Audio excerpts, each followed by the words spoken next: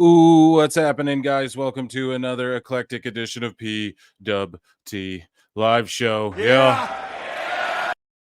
Coming up on 1 million views. That's right, folks. By next week at Pro Wrestle Clips, that's youtube.com/@ProWrestleClips, should surpass 1 million views, and that's all because of you guys. So round of applause for the PWT universe.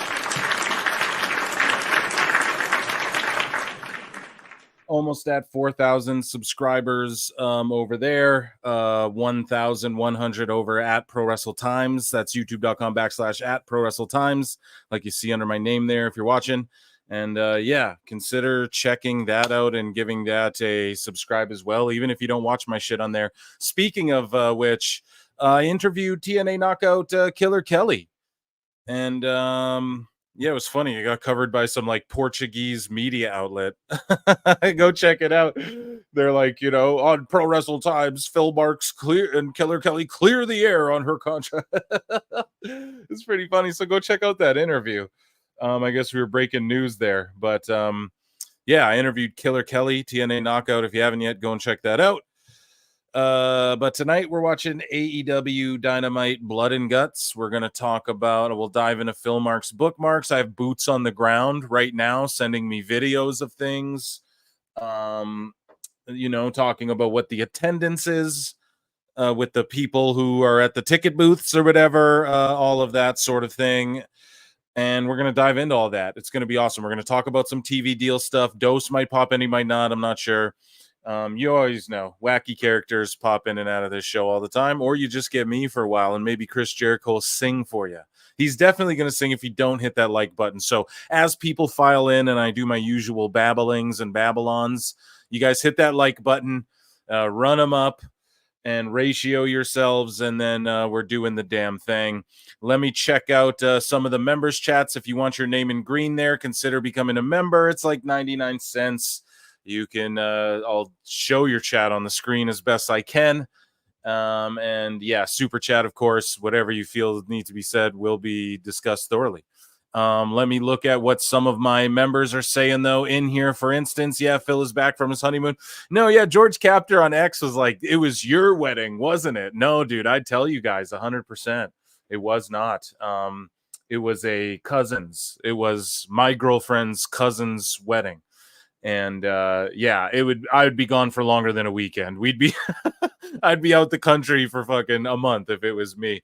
But yeah, we got Scott Hizzo, Rizzo, Ed Brown it might be over, but Joe over, but PWT is just beginning. Yeah. So how did that Biden thing do? No, I'm just kidding. I don't give a shit. But it's gonna be an excuse for Dynamite's ratings if they don't do good.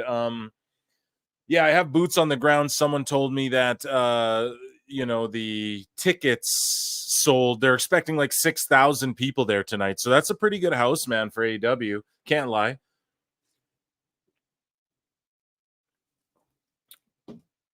Drinking some Red Bull. Oh, and I got some soda water here too. Dark cherry flavor. It's great. Time Cop. I don't know if you've seen that movie yet. I'll ask the dude if they talked about Time Cop. But I have some like straight DMs and videos to show you from the event. I've just been having some fun. Yeah. Hit that like. That's me. Yeah, make sure you do it. The flutes. All Jake is here with flutes in the chat. Guys, we're gonna play a little bit of flutes here for sure. I almost sent a $5 super chat telling George's a mean. Yeah, I mean, hey guys, we're letting everyone file in. Let's not beef each other already, you know. Hey yo, what's up, Jonesy? It's good to see you. George Cat, how's the PWT Nation, the PWT universe? Good, sir. And Portuguese hard copy, or is that what you're saying? Hardcore. Chris Jericho versus Minoru Suzuki, Plinian, wacky, waving, inflatable, arm flailing Jerichos. Yes. So, guys, what's up? Welcome to the show. Maybe they'll do good tonight. Hopefully they do. Oh, wow. And Phil and PWT fam, love y'all. We the best fam in podcast. Phil, yeah, I'm happy to be Mod Phil. I'm glad to find this channel. Thank you so much. I appreciate you guys so much, for real. I've been trying to express it more and more and more. And yeah, I don't know. I'm just trying to do bigger and better things, more and more interviews and stuff like that coming. But I know a lot of people are like, well, we don't care about that. We just want to hear you rip Dave Meltzer and shit. And that's cool too. But like, I'm a big time Mark. I'm going to talk to these folk if I can. And all of them give me, Matt Morgan goes hard. Killer Kelly went, yo, the dirt sheets almost cost my job. You know what I mean? Like, so, we do talk about that stuff as well. And I just shoot the shit with them, keep it real. And I got more of that coming, but we're not going to hot shot book. That's coming down the line. And members only show tomorrow for surely. I'm hopping on for at least an hour. We're going to talk some crap. And yeah, that will for surely. So if you're not a member, 99 cents, head down there and get you a membership. Thank you so much, Denisha. Thanks for being here all the time. Yeah, you picture me looking like, yeah. I mean, you guys will know. Maybe the member stream tomorrow. Who knows? Who cares? That's not why you're here. You're here to talk graps. You're here to talk mess. And yeah, thank you so much, Denisha. You're the shit. I appreciate you a lot. Always showing. And a lot of people are reaching out too. They're like, you help me more than you know, like your content and everything. And you fucking word, that's awesome. That's what I want to do for you buds. All right. And you guys do that for me too. It gets me excited again. Anytime I'm like, oh damn, this Dynamite looks ass. I'm like, well, I'm going to watch it with the coolest universe in the world, in the YouTube space. Good evening. Good to see you all. Okay. So, what's up, PWT? Yeah. A member for 2 months, dude. I love that. Thank you so much, Scully Vibes. Good to see you up in here. And shout out your Joe Hendry account. Holding it down on X with Scully's fucking Joe Hendry account. I believe that's you, right? Does TK adjust Dynamite for Biden, or does he assume his fans aren't political? I'm not sure, but here, I'll show you guys what's been happening at the show thus far. I have it here in the DMs. Now I have to do this carefully because I have someone at the show DMing me videos, etc., and I don't want to show my other DMs, right? So we're gonna do this. Okay, we're gonna share this one. Yeah, that's Scully Wrestles. And yeah, dude, we believe in Joe Hendry. We believe in Joe Hendry. We believe in Joe Hendry. No? It's not here? All right, it'll happen. It might happen one time. Apparently that's how it works. I don't know. But yeah, let me I'll just share this. I don't know how interesting this is to you guys, but we got boots on the ground. So Yeah, we want Hendry on PWT big time, buddy. That is Oh, we got a before I share this, Plinian Pixel Art says, Phil, any idea on time for member stream tomorrow? Okay, so for my so pull the curtain back a little bit. I have to attend a fucking and it's a smaller one, but a Deadpool Wolverine screening, like an earlier one. You know what I mean? Like I don't think it comes out till maybe Friday. I'm seeing it tomorrow. And so before that, and that'll be at I think around 6-7 Mountain Time US. So like around 4-5. I'll hit you guys up. Just follow me on X, go in the Discord, and I'll message you guys like 10 times being like, I'm thinking right now. I'm so all over the place with you guys. I'm so sorry, but it's what has to happen. So Plinian, thank you for asking. I will just I'll do a post on YouTube and everything. Just keep your eyes peeled and you'll know. So you can tell us if it sucks or not. I absolutely can. Did I see the TK videos? Yes, I get tagged in so much and I have the bookmarks. I got the blue check, guys. I got the blue check. You what? On X, and I did it for the they verified me quite quickly as well, and I just I did it for the folders. Now someone made me aware, the one beneath gets you the folders too, but you don't get a blue check, and then also it doesn't really, I don't know, apparently when you get the blue check it expands your reach and shit. I'm just trying to bring you guys the best show and I don't know, blow this up I guess more with the rate it's going. The show kicks off here. Dynamite's on the air. Alex Marvez is talking to Bruv. Now let's dive into Philmark's bookmarks. Sorry, guys. So here we got Philmark's DMs today that we're going to dive into right here. So David Aaron Rowland has been sending me like the dark matches QT versus Elia Drago. I mean, hey, that's not a bad offer, but let me give you a counter. How about I take off this polo? Hold on. And I give you what's called the Nashville Knockout. And the dude said, don't worry. So that's QT's back, I guess. Blood and Guts is going down. 2 rings set up. Everything looks nice. I wonder if they saved the Blood and Guts for the end of the night. But yeah, this gentleman here, David Aaron Rowland, go and give him a follow at Aaron Rowland 97. And man, I actually see it every week. It's the same thing. I like how Dynamite started out. They gave us a little Osprey with some backstage shenanigans. And then just turning this up here. And then they're giving us like a highlight package of what happened last week, but they're just showing all like the cool moves. They're not showing like the beats to the story of the match. They're just like, oh, look at all the cool moves they did to each other. So whatever. But anyways, I talked to someone in the ticket office. They said around 6K fans tonight. I say awesome updates. Love it. Drago beat QT. He said QT was actually really over. I tell him I'm just going to show our DMs. He says that's cool. And we have cheerleaders now cheerleading MJF out to the ring. So we'll check that out. Look, he's sending me pics.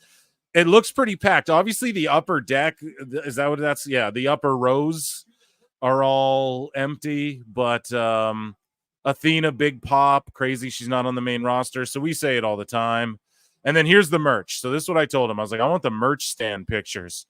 Look at that terrible fucking merch. Oh, my God. What is this merch, guys? This is Blood and Guts, guys. What's this merch? I see, like, what is that? Look at that. It looks so, like, depressing, guys. I can't quite make out everything, but it just looks like AEW shirt, AEW shirt, AEW shirt. God damn it, they're not selling MJF scarves, even when he's a heel. Sting's tweeting out their shit every week still. They're not selling Sting masks or Darby Allin masks or anything. Like, come on, man. Fucking crazy to me. So yeah, he's gonna keep. We'll tap back in with our boy David Aaron Roland. Pardon me, I think I called him Donald before. But yeah, we'll tap back in with that throughout the evening. We'll talk WBD TV deals and all of that, and we will do that with my good friend and yours joining us now on the show, Evil Dose. Round of applause for Evil Dose. Dose, how you doing, my guy? Good. What's going on? Thanks for the invite. Yeah, always, man. So MJ, are you watching Dynamite tonight or no? Are you excited for Blood and Guts? Any anticipation? No. No, I'm 12 weeks AEW free. Oh man, how does it feel? Mish was telling me that from Wrestling Soup. He's like, you know what, Phil? I'm AEW free, and it feels so good. Yeah, it's very liberating. I'm just waiting for this media rights thing to end, and then I may retire from all AEW coverage whatsoever. Damn, dude. $10, George Capture. Before we get into that, let me get off the air hole. I would like your thoughts on what I've been saying for a while. When I watch Dynamite, I turn off the sound. Excalibur and Shivani are terrible. Yeah, they really are. You know, Shivani could be good if he wasn't with fucking Excalibur. I think Excalibur is the worst commentator ever, but Brian Last brought it up on how bad they make Dynamite. They do. They make it unwatchable, and if you have Dynamite on, throw it on mute and just listen to your boy Phil Marks and Evil Dose talk shit. You know what I mean? Thank you so much for the super chat. And yeah, I mean, this could be a factor as to why Dose stopped paying attention to Dynamite altogether. You got to listen to fucking Excalibur. Dose, before we get into TV rights and you possibly quitting AEW coverage altogether, what do you think about Excalibur and Shivani? I mean, listen, in the early days of AEW, Excalibur was very important to them. Nobody knew who most of the wrestlers were. Nobody knew what their histories were. Nobody knew what their moves were and what their finishers were called. So he played a very important role. I'll never forget. I watched, I think it's Double or Nothing. I went to Jimmy's Seafood in East Baltimore, sort of a wrestling, mecca in the area. And we were all like, thank goodness this guy is here, because otherwise nobody knows who they are. And by nobody, I don't mean just the crowd. I meant the other commentators. They had no idea. Like, nobody was briefing these guys. In hindsight, it's no surprise. So in the beginning, he served a function. But yeah, he's not good. The mask thing is stupid. Shivani has gotten like worse over time. Like everybody, I think. Listen, folks. When I say no one and everyone, I'm exaggerating. I don't. Yeah, generalities here. Yeah. Well, this is I'm used to X, where like every word is dissected. Anyway, Shivani, it's fun to see him. We remember him from TNT and from Turner, Wrestling. And there he was back again, and he seemed genuinely happy. It seemed like it was a redemption story. Working as a barista, doing some minor league baseball, et cetera, et cetera. His arc with Britt Baker and her being the role model was fantastic. Their frenemyship was fantastic. And then he just got salty, and maybe it's because they just kept adding person after person after person, and they just add Melissa Santos, who I like. Melissa Santos, I liked her from Lucha Underground, but what the hell do they need another backstage interviewer for? They just added Alicia Tooth. They have 8 of them. Yep, you're absolutely right, and thank you so much for the super chat. I gotta pick Dose's brain here, and I gotta ask him some questions. George Capture, I'm going to give you a round of applause.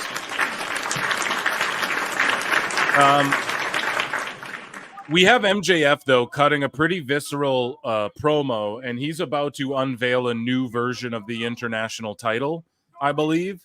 Wow. So I'm going to react to this. He's about to unveil it. Dose, I wish I had a drum roll.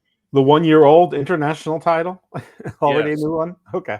It is now covered in American red, white, and blue stripes. Oh, that's so great. now it's America, yeah. Right. So and that's the heel gimmick he's doing with the international belt. Right, Tony Khan loves belts so much, dude. He just does. He makes all these variations of his titles so he can have them all. Absolutely. Yeah. I mean, he made 3 different TNT titles for Scorpio Sky. He forgot Scorpio Sky exists. Yeah, Jonesy in the chat points out, I feel like no, she pointed out a sign. Oh, the sign MJF is the first level boss instead of final boss. Yeah. So Dose, what makes you say pretty much you're going to be done covering AEW altogether? Like, are you serious about that? I mean, I guess it depends on the results. I don't want anyone to hold me to anything because, I mean, wrestling is an addiction, and I've been addicted. I mean, anybody watching this live or who knows me from past knows, I turned 56 this year, so I saw Antonio Inoki and Muhammad Ali. I mean, Yeah. I wasn't a wrestling fan at the time, but I saw it. It was on ABC's Wide World of Sports. So we're going on like over 50 years of having watched wrestling and close to 50 years of watching it regularly. So Right. it's going to be hard to, now I'm not, going to leave wrestling altogether, but I mean, not watching AEW is a pleasure. The only interesting thing about AEW to me is the chaos, and the biggest chaos is over the TV renewal. And the only, the problem is okay, it's going to be the results. Listen, if they get a big contract, then I have to shut the fuck up, right? I need to just be quiet. I got to take my L and move along. And it's just a question as to whether Twitter accepts me taking my L and moving along, or they, make it unbearable for me, or if I let them, if they get a small deal, or they're forced to another network, or smaller channel, or whatever the case may be, then I'm going to dunk. Not because I'm right. I'm going to dunk just because of how obnoxious the people were about me just relaying information I'm getting or giving analysis. If it's one of those things where they re-sign with WBD but no terms are announced, and you know that it's not a good deal because of that, but the AEW fans, of course, will adopt right away. They got big money and now they're rolling in the dough. I'm just not going to be able to take it anymore. I just can't continue having the same circular arguments for the rest of my life. I'm too old for this. I'm like Murtaugh on Lethal Weapon. I'm too old for this shit. So we got a question for you for $10. Wow, thank you so much. We'll give you a bruv. We'll give you some air horns. They annoy people, so I like to use them the most. Paul Trianto says, Dose, need to discuss Thurston. What has he become? Apart from graphs, the rehashing of the VKM story is absurd. Is there nothing else to discuss? Furthermore, let me add to that, Dose. Thurston has Matt Camp on, which, I mean, whatever. I'd have him on too, but Matt Camp from The Bump, who's been shooting on WWE really hard about WWE's not a family. That's horseshit. And they wouldn't let me have Fauci on and all of this stuff. And yeah, he feels hard done by. He was let go of The Bump. And he's on Thurston's show today talking about basically WWE. And I saw the way they post, breaking down the Raw's numbers or whatever, even though they had a bump because of Punk. And then when it came to AEW, they're like AEW head to head with Biden's big blah blah. So it's always just the way things are phrased, the way they're worded. I'm sure you're tired of fucking going at these dudes, or maybe you're not, but Brandon Thurston as of late, just break it down. Your thoughts on that? Your thoughts on that, Dose? Well, first, I have a counter question for Paul. Did you intend to write this to the tune of the lyrics of Fozzie's Judas? Because that's the way I'm reading this. How? Now you got to sing it. Need to discuss Thurston. What has he become? Apart from graphs. The rehashing of the VKM story is so absurd. Is there nothing else to discuss? I mean, I just feel this was. I think that was on purpose, and I think that's genius. So even if you didn't, it's brilliant.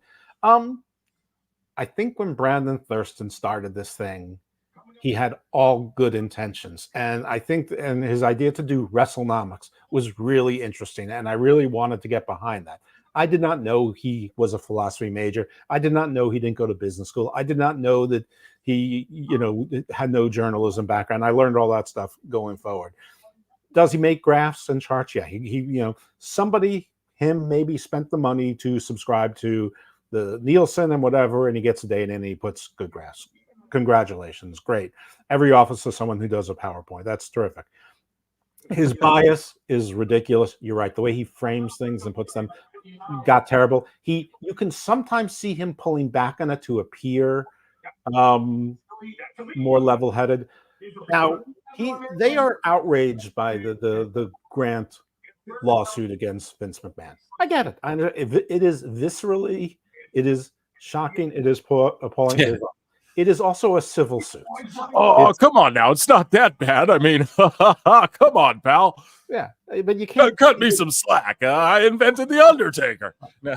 It also has nothing to do with WrestleNomics. Now, that doesn't mean don't cover it at all, but I mean, if you want to make another show called Wrestle Briefs or Wrestle Legal, by all means. But it's like they'll spend time covering like a motions practice hearing on that for 40 minutes, and then talk about the G1 for 25 minutes, and ignore Bushirod's annual reports. It's just silliness. So do WrestleNomics or don't, and at some point everyone looks at him as a credible source, and he's no more credible than anyone else. He just makes which is I don't mean that really as an insult. It just comes out that way because he shouldn't be taken as this paragon of good information. But he's tried to do things but he tried to figure out what AEW's budget and their revenue and whatever is, and I'm sure he did a fine effort. I think that he underestimated their expenses and overestimated their revenue. So if anything, I think he spared them. But even that barely got any play. But I don't know. He just it's the best way. I don't know. It's right. What has he become? Because I think what he started out to be, he realized he isn't. He doesn't have the skill set. He doesn't have the resources. He doesn't have the contacts. They're never going to get enough Patreons in order to do real investigative reporting. They can send FOIA requests and items like that, but they don't have it. And it's a little bit sad. I mean, it would be, there are smaller industries that actually have actual journalism, covered to it. And if all of the money that's spread across various, levels of crappiness in wrestling was allocated to one good faith effort, you could actually get, some actual real wrestling journalism. And that would be nice. I mean, it's an actual real big business that deserves an actual trade publication, but it doesn't have one. Damn. Well, there you go, Paul. I hope that answered your question pretty well. So, by the way, I tried to do that with Hammerlock Hangover in the beginning. Nobody listened, and it was really, really hard to do. And I, had no resources for this. Yeah. So yeah, guys, if you're watching Dynamite, there was a backstage segment there where the Bucks, as we talk about the TV deal, I'm just going to kind of highlight what's going on the show. The Bucks are backstage. They have Christopher Daniels beat up. Bryce Remsburg is like, we're going to do the coin toss for the blood and guts tonight. And then they flip a fake coin or whatever. And the Elite come out first for blood and guts. I like that they're doing more backstagey shit. I'm not going to lie, but it's just, that was pretty cheesy and hokey. And then we have Jericho, the Learning Tree versus Minoru Suzuki. So they're countering Biden with Biden. And of course, Aubrey Edwards is in there selling the chops for Jericho for him. That's why she's there. But okay, so Tony Khan, we're talking about the TV deal, and Tony Khan. So let me paint a picture for the good PWT universe, right? And Dose, I know you've been following this, but Tony Khan, he's doing all these interviews, especially as of late, and he's going on these smaller, platforms and talking to all of these outlets and, telling everyone sweet nothings. And he's wearing, we get to the point where he's on a podcast wearing a WBD hat, okay? Sitting there looking like a kid in line at a fucking Universal Tours theme ride, you know what I mean? Yep. And, or whatever, right? And he's, the TV deals are coming together. Here's what he has to say about it right here. We have it here. Tony Khan says conversations with WBD have been awesome but complex. So this is like everyone's saying they have a TV deal. It's going down. It's right now. Oh, they have Warner's got all this extra money. Meanwhile, Warner's doing all these layoffs and they're putting up 1.8 billion to try and keep NBA or whatever, right? Like, I'm sure you'll break it down better than myself. But Tony Khan, I just found this baffling. So at Wrestle Purists tweet this out that Tony Khan says, the conversations are awesome right now. There is a lot to figure out with the AEW TV shows, our pay-per-view content, our streaming library, and all of these things. It's a lot of very complex conversations, but they've been great. Yes. Well, you know he's sad when he doesn't say exciting. So yeah, like before it's all like, oh, I'm excited, I can't wait, I'm wearing a WBD hat, I'm Mickey Mouse, or I'm fucking Bugs Bunny, you know. Like the dude has basically become a Looney Tune character. Yeah. Oh, it was in the chat. Chat. Hey, I don't judge chat. You guys do what you guys are gonna do. But yes, Scully going. I don't want to get Don Stevens. I'm taking that off the screen. But yes, guys, look at Scully vibes, what he's saying down there. But Dose, basically, you know, it comes out WBD's like got all this extra money. There's a lot of, you know, crazy people online going, oh, that money's all going to AEW now. Whatever. They're trying to keep NBA. I'm talking in circles here. But what the fuck do you make of all of this? You're saying you're about to throw your arms up and quit. The info you don't know. People are saying, oh, I'm hearing 100 million now. With the NBA, that the NBA thing didn't go through. They just put all of their fucking pay-per-views on Triller. Okay, so just what's going on? And do you think they end up pulling out of here with this huge deal? He's sitting here saying today, like, it's complex and the conversations are awesome, but there's a lot to figure out still. And isn't it crunch time? We have Dave Meltzer even saying now AEW has to go look somewhere else and start talking to other people. Like, now's the time if they're going to do it. Dose, man, your thoughts on all of that? I mean, I think I'm the only person who's been consistent about this the entire time, and that's been for probably 18 months to 2 years. It has been crunch time. It is beyond crunch time. Whatever it is, like after crunch comes crumbles and digestion. We're like in digestion. We've left the large intestine and we're making our way to the small intestine, whichever one is the second one. Can't believe I can't remember my 10th grade biology. But anyway, the stuff on the NBA probably deserves its own segment, but. Everyone was saying a deal was imminent. I was saying a deal is not imminent. And then, I got, I follow, and he follows me, BJ Bethel, and I like his work and all that. And he said imminent. And then a few days later, people quoted him, and he quoted that as support for his story. And I'm like, dude, they just quoted you, and you're using them to corroborate your prior story. And he's like, what's wrong with that? I'm like, well, who's your source? And then he finally said, well, since my first day in TV, I've known these two people, and they both told me that the deal was imminent. All right, you don't want to name them, that's fine. I mean, yeah. I will still tell you that the only person who's ever named their source publicly is me. So, I mean, that's the thing too. Sorry, not to interrupt you, but it's just that's where I'm at now. Where people go source, I go, who the fuck is it? Because even if you say like, oh, it's an exec of this, then we could at least whittle or narrow it down. Not that it's got to be like investigative journalism, but it's just like. At least stand on the shit or just say you're speculating, bro, because anyone could just be like, oh, my source is within this, say this and this. So and I do like that you came out and said the shit, and even if you're wrong, but sorry, go ahead. Yeah. And then they give me grief and they say, go, well, you just Googled the name. I'm like, no, I mean, if you Google Warner Brothers Discovery executives, you'd have to go pretty far down the list to get to that person. And by the way, like lots of people emailed her and tagged her on X and sent her LinkedIn things.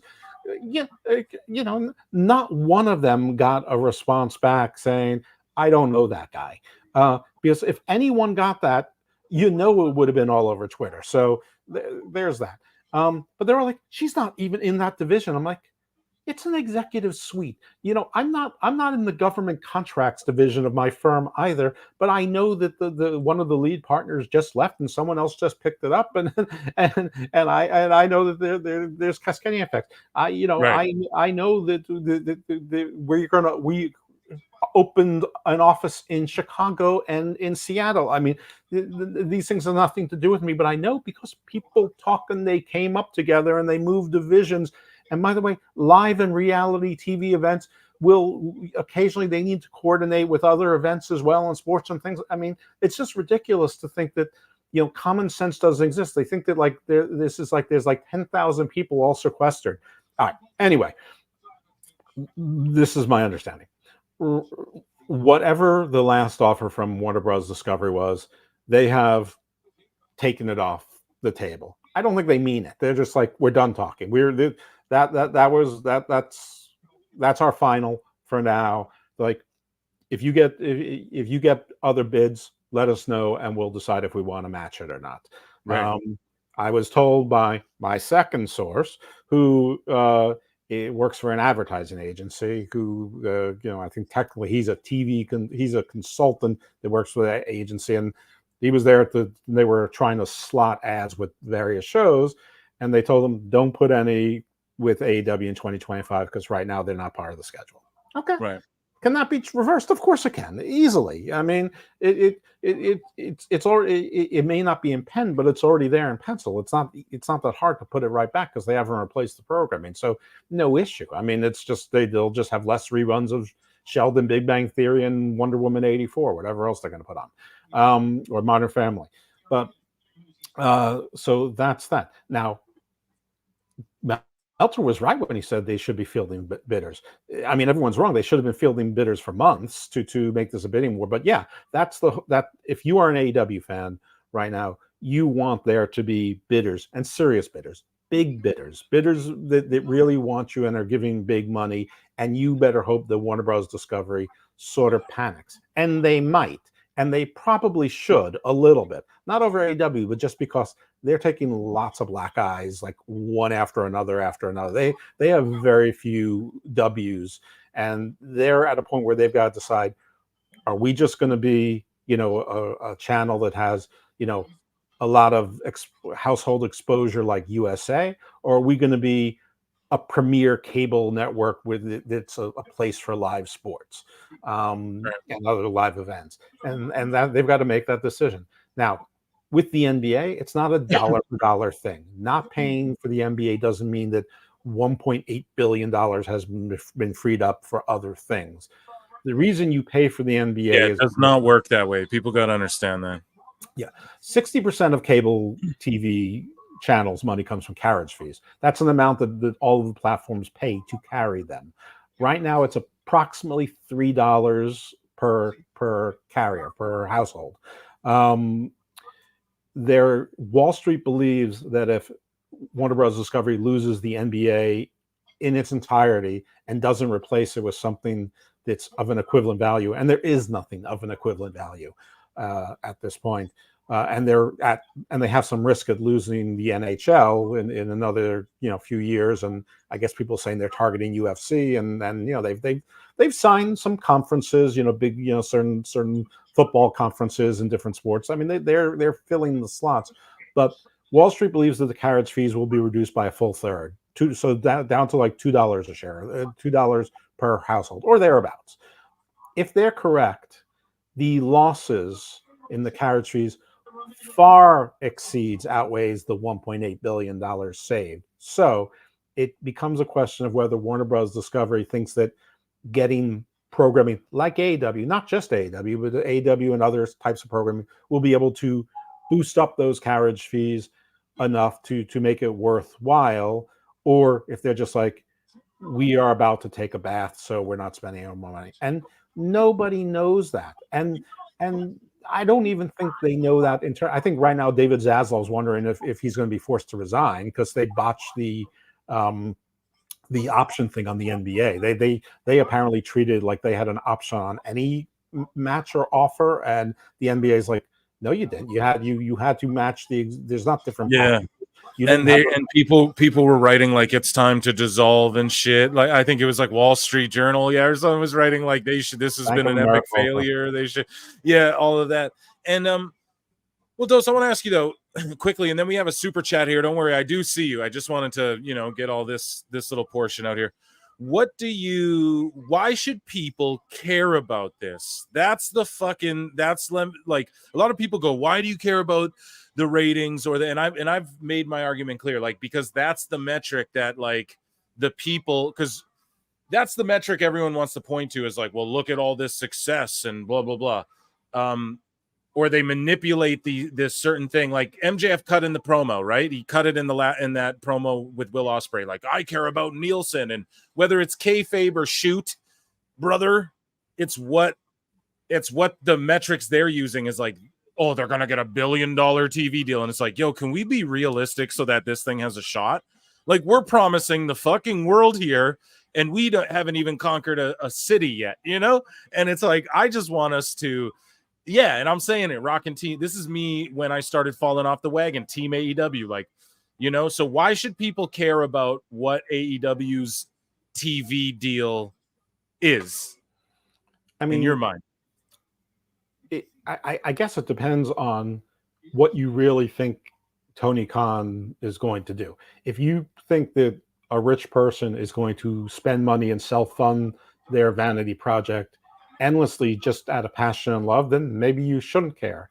I will say this, that I have never known a rich person who likes to lose money on something that's called a business. If you call something a hobby, you don't mind it. Like some people, like I've known people that have racehorses. Like I don't expect to make any money, but I have a racehorse and I get to go to, I get to go to all these fabulous parties and all these events and meet and see beautiful people. I have people who have boats, and there's lots of people who have things that they lose money on, but they just like to have it as a hobby. But when a rich person has a business and it's losing, it's bad for their reputation, and it does spill over into other aspects of the rest of the family's life, because the family businesses are sort of all intertwined with each other. And I don't think that the rest of his family likes him looking aserious, not like a non-serious person. But if you think that he doesn't care, he's going to do this forever, maybe you shouldn't care. But if he's like every other wealthy person who runs a business, that if it doesn't make money after an amount of time, they stop, which the way he talks about media rights and they're going to get a great deal and this, that, and he talks about gates. Oh yeah, that's great. The gate was awesome, especially when Punk is here. Oh, I mean, right. He loves talking about money. So clearly he wants to make money. He wants to brag. Of course. Yeah. That's what I meant to say before. Like they always bring this shit up. So it's like, okay, obviously that's what you want then. Yeah. So when they aren't at the thing that they're gaslighting everyone it's supposed to be, which I always say, let Carney's Carney, like work everyone, but don't fucking, but then when we go, well, look, this is objectively false. Don't cry. Well, don't cry about it. Don't get mad. Don't send the bots. Don't fucking, Yeah. And your initial question was why should they care? So I don't know what the age range is, but most wrestling fans, they consume old wrestling content as well. Well, every single territory went out of business because they couldn't compete. That they were easily bought out. WCW went out of business. ECW went out of business twice. NWA went out of business, in any sort of serious format more than once. And right now it's trying to reorganize again. Lucha Underground ran for 4 seasons. Gone. Wrestling Society X. Gone. I mean, Global Force Wrestling, whatever you think about Jeff Jarrett, started and gone. Terminus, started by Jonathan Gresham and what's his name, Brandon Scott. Control your narrative shit. Yeah, there's plenty of examples. Oh, here I have a gentleman here with a super chat a while ago. Thank you. I'm going to drop you acknowledge me. LC Killer, thanks for hanging on. We had to get that little bit out there. And you're asking me a question for $5. What is your honest opinion on JD from NY206 and Solid Monster? My honest opinion is they're 2 dudes in the space doing their thing, and I respect them doing their hustle greatly. I would have either of them on the show. I would love to chop it up with either of them. As far as people being like, oh, like these guys flipped up, da da da da da. It's true, it is true, but at the same token, I understand because I get shit for it too. I watch these Dynamite shows and I go, guys, we're at like an A+ so far, and everyone's going, no, Phil, it's shit. You just don't want to say that because you are a fan. Like we're watching the Ospreay match, and I'm like, well, that is really good, like him and MJF, and you guys are like, no, it's too much. So I get like wanting to hang on and all of that. But yeah, it did seem like there was a wave of just like hating on AEW, whether you even watch the shit or not, is like the cool thing to do. And, coincidentally, they're being more critical when it's sort of like safe to do that thing. And all I'm saying, and I'm not knocking anyone for that, but that's the heat they get on from the IWC. So then I just cover it on my show and talk shit. I think if I sat down with JD from NY, we'd bring you guys an amazing show. I don't know if Solid Monster, he just blocked me like a long time ago, and I don't think fucks with me since. He just like dissed me when I was very young, like a year ago. I was like, I had no subs, and he's like, just took a shot, then blocked me. But I mean, it's cool. I'm indifferent. Like I don't honestly consume Solid Monster a lot, and JD's cool. Like I'll see a clip or a rant or whatever, and I'll click on it, and whether I agree with it or not, I always find them entertaining. And so that's my thoughts on them, man, personally. Dose, what about you? Do you have thoughts on either of these gents? I don't think he paid for my thoughts. Fair enough. Okay. So love this convo, but let's get to 69 likes, guys. Okay, you pervs. Thirstcast while we're on commercial break for Blood and Guts. Jericho and Suzuki, they just chop battled, literally Dose back and forth through a commercial break, chop battled, and then it just ended with a Judas Effect elbow, and then Suzuki grabbed Jericho and pile drove him. It was complete silliness. Guys, there's 107 of you watching now. We're at 35 likes. Let's get those up to 69 likes for the chat, because you guys... you know what I mean? You guys asked for it. Solid Monster repeats things a lot to pad the runtime. Yeah. I mean, hey, if that's your perspective on it, I don't follow them too much. And yeah, there are a lot of creators where you'll see that 9-10 minute video where they sort of just circle back and repeat the same shit. I get it too. You're trying to fill time. You are trying to paint a picture and all of that. But I don't know. Look at my clips, and some of them are podcast length. I dropped one the other day of 52 minutes of me going on, Dave. So I just had to go off for 52 minutes. I wasn't worried about padding time, or sometimes I'll have a clip that's 6 minutes because that's all it needed to be. So, and I'm not knocking anyone else. I'm just saying the way I do things, the way I do things, the way they do things, the way they do things. Sheldon Cooper for the AEW World Championship. Yeah, I mean, you could make that argument at least. Like that's the other thing. AEW bids, let's gets a bid from someone. Let's go. Like these other networks, Dose, they're not stupid. Like they understand that, like that lead-in inflates this overall number we're getting every week, and it's like the Big Bang. And they're not stupid. So like if they go to another network that doesn't have the Big Bang leading into them, then they are going to instantly have a drop off, or I don't know how they're viewing that, but it's just it's insane to me that we like everyone think the thing that people aren't saying on X, and including myself, and we're not saying this enough, is like these execs know better than all of us. So Tony Khan's not going to like do this. Oh, look at the cage match ratings, and look at the key demo from this week is 18 to 36, but next week we're going to say it's 18 to 45. And like they are looking at shit like that. I'm sure advertisers look more at shit like that, but they're not tricked by these arguments of inflated Big Bang Theory lead-ins. Now, last week they did a good job. They kept 800K through that whole hour-long match that everyone wanted to shit on. So clearly, whether people were hate watching it or not, they retained some viewers there. So it's like, do that every week, and then hats off. But yeah, but you do that they every can't week, play these games with execs who do this every day. Their jobs are to buy shows and shit. You can't play these games, and that's why it's taking longer than everyone thinks. Because I swear to God, Tony probably came to them with all of these weird little fucking Dave Meltzer factoids that these people are probably looking at him like, what the fuck are you talking about? Makes no goddamn sense. So yeah, Sheldon Cooper, I'm waiting for his debut, would pop Dynamite's highest rating. Yes, probably so. Yeah. It's not just the stats. I mean, Tony wants more money than is realistic, and they see his books. Like, he doesn't share the books with us, but he does share the books with them. They know he's not making money, and whether you believe it or not, because he's rich, that's not how companies think. They know that AEW is a limited liability company. It doesn't matter that Tony's rich. They want to invest in a partner, which is an LLC that is solvent. And they also know about Ring of Honor's books, because they know that Tony hides a lot of money there too. They're not dumb.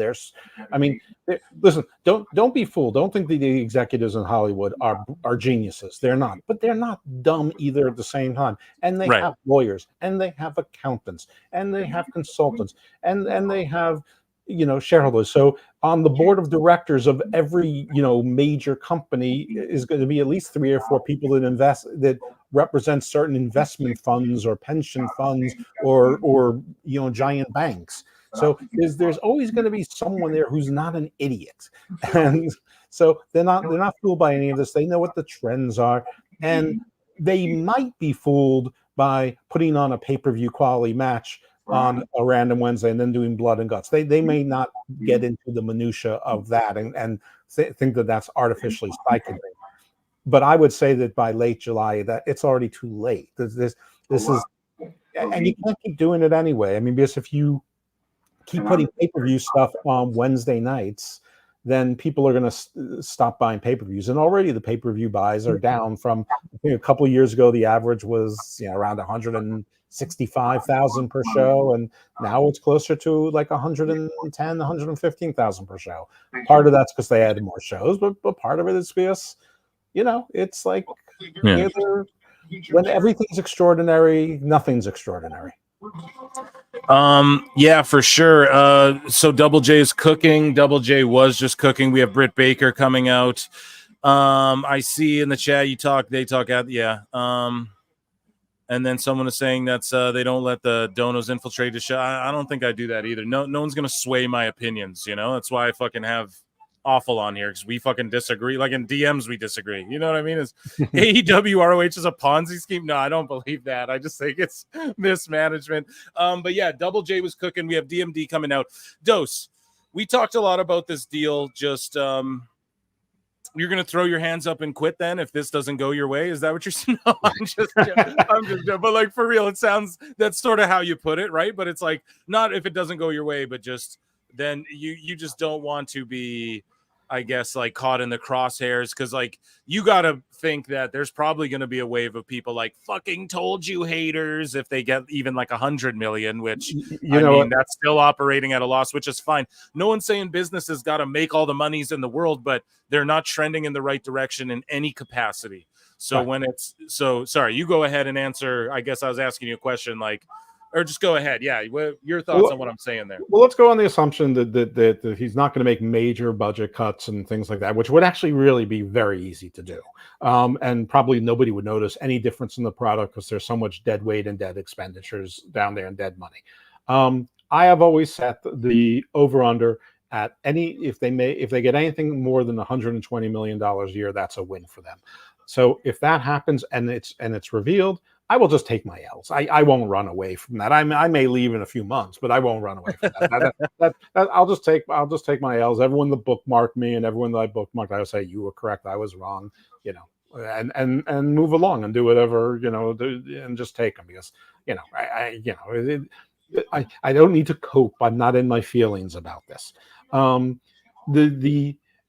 If they do. If they get a deal that's $40 million a year, and that's published, which I don't think it will, but if that comes out and people believe it, then I will dunk on people. If they get non-renewed by Warner Bros. Discovery and end up on, I don't know, pick Lifetime. I don't know. Pick some, pick some silly, or Honor Club or whatever. Honor Club becomes the AEW Club.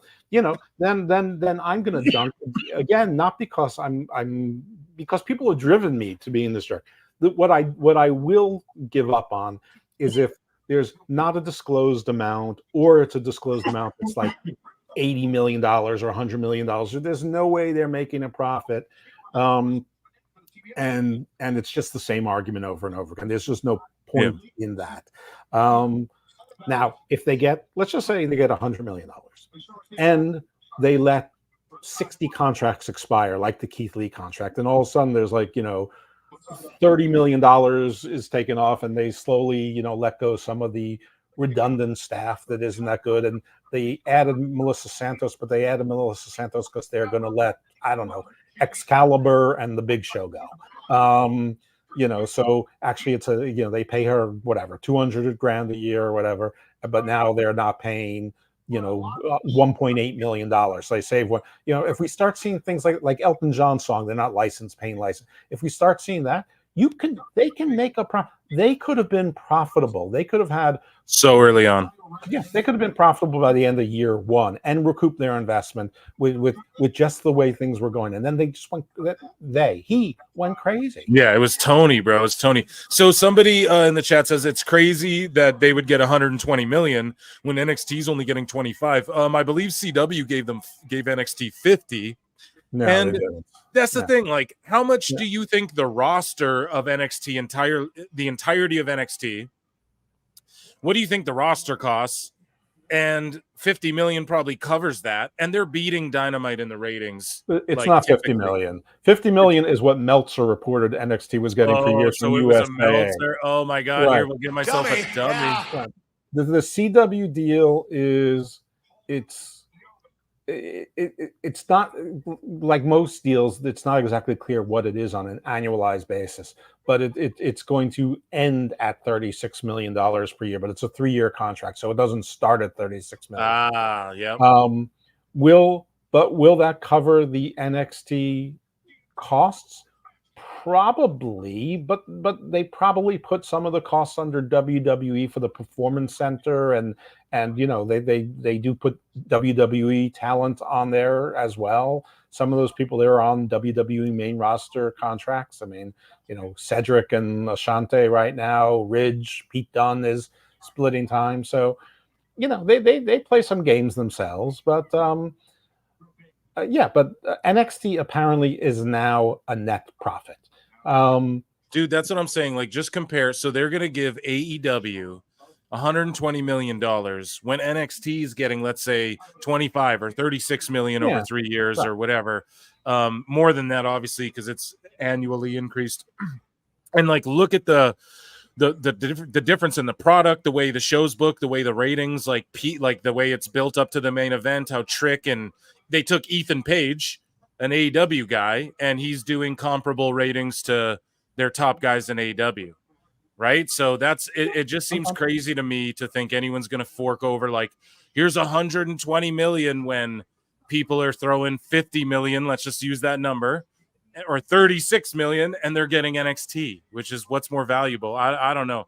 Yeah, no, the 100,000 viewers and the 0.04 difference in the demo or whatever it is not the differential between $80 million a year. Maybe it's the differential between $8 to $10 million a year. That's what I'm trying to get at right there. So see, you're way smarter than me. You word that shit better. Speaking of people you're smarter than Dose, we got Tony Khan. I'm so bad transition. I'm sorry, Tony. Come on, you're a cool guy. But Tony Khan was asked about the possibility of a WWE AEW Super Show. Okay? And let's hear what Tony Khan has to say about the possibility, right, of an AEW WWE Super Show after he called WWE the Weinstein of pro wrestling. You what? So let's see what he has to say about it. This is great. As a wrestling fan, I can't let you go without. I have to ask you this question. Fans want to see the two biggest companies at some point maybe do something together. Do you ever foresee any way in the next, I'm not saying next year or anything, but do you ever see Bro, they would do, the only way they do that with AEW is it would be like what they're doing with TNA. Can you look at the title? He has Jacksonville Jaguars Senior President of Football and Analysis. Right. What that is that the most made up title of doing nothing that you've ever seen? Dude, it's the same thing with when his graphic comes up on AEW and it's like CEO, GM, Booker, and lead creative of AEW. He always has like these 9 titles. And yeah, it definitely seems like, oh, they're the executive vice corporal president of creation or whatever. Just these made up job titles. It's so funny, man. It is. I agree. A situation where we could get these 2 big companies together and put together some type of super show, which, let's just be honest, all fans would really truly love to see. I would WWE fans love to see a super show between AEW and WWE? I don't know if a lot of them would. I think a lot of them would be like, no, I don't want, like, no offense, but like, did you guys just see that Suzuki Jericho match? Come on, like, no one wants to watch that shit. Jericho's like, Tony, I have a great idea, Tony. This will be great. It'll be huge. Listen, Tony. It's not even, I mean, WWE fans are wrestling smart enough to know that it would be like the WCW invasion where WWE would clobber them because that's the way it would have to be. And of course, AEW would want the opposite. So unless it's a long-term relationship where it ends up being 50-50 booking, which everyone hates, but that's what you have to do for a long-term relationship. The only long-term relationship that ever really worked was Ring of Honor and New Japan, because when you were on American soil, generally speaking, Ring of Honor people won. When you were on Japanese soil, generally the New Japan people won.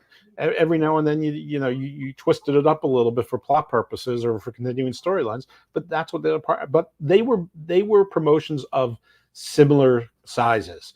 No, I don't think the WWE fans want to see. I mean, everyone wants to see you. I mean, listen, I would love to see Brock Lesnar, squash Jungle Boy. I mean, but that's what video games are for, right? Yeah, I'm going to start a poll in the chat. Thank you, George Captor, I believe, suggested that. And here we go. Do you want to see? So this is over at youtube.com/@prowrestleclips, and then the replay will be over at youtube.com/@prowrestletimes if you got to catch the replay or dip out tonight or something. And there's 126 of you watching now, only 52 likes. We better get to 100 likes or we might not play flutes, guys. We got Blood and Guts coming up, and I'm putting a poll in the chat. Do you want to see a WWE versus AEW crossover event? Face? Yes or no? See Bobby Lashley selling for Orange Cassidy? I don't know. Dose, $3 million a year make you do a lot of crazy things. So I don't know. I didn't see Edge breaking a tibia, but we're here. So right, true. I would love if that were possible. I don't know that it is. Wait, what was that word he said? It would be great if it was. What's that? What would he say? Possible? It would be really possible. I need a soda water. Possible Mission Impossible is the name of our next pay-per-view.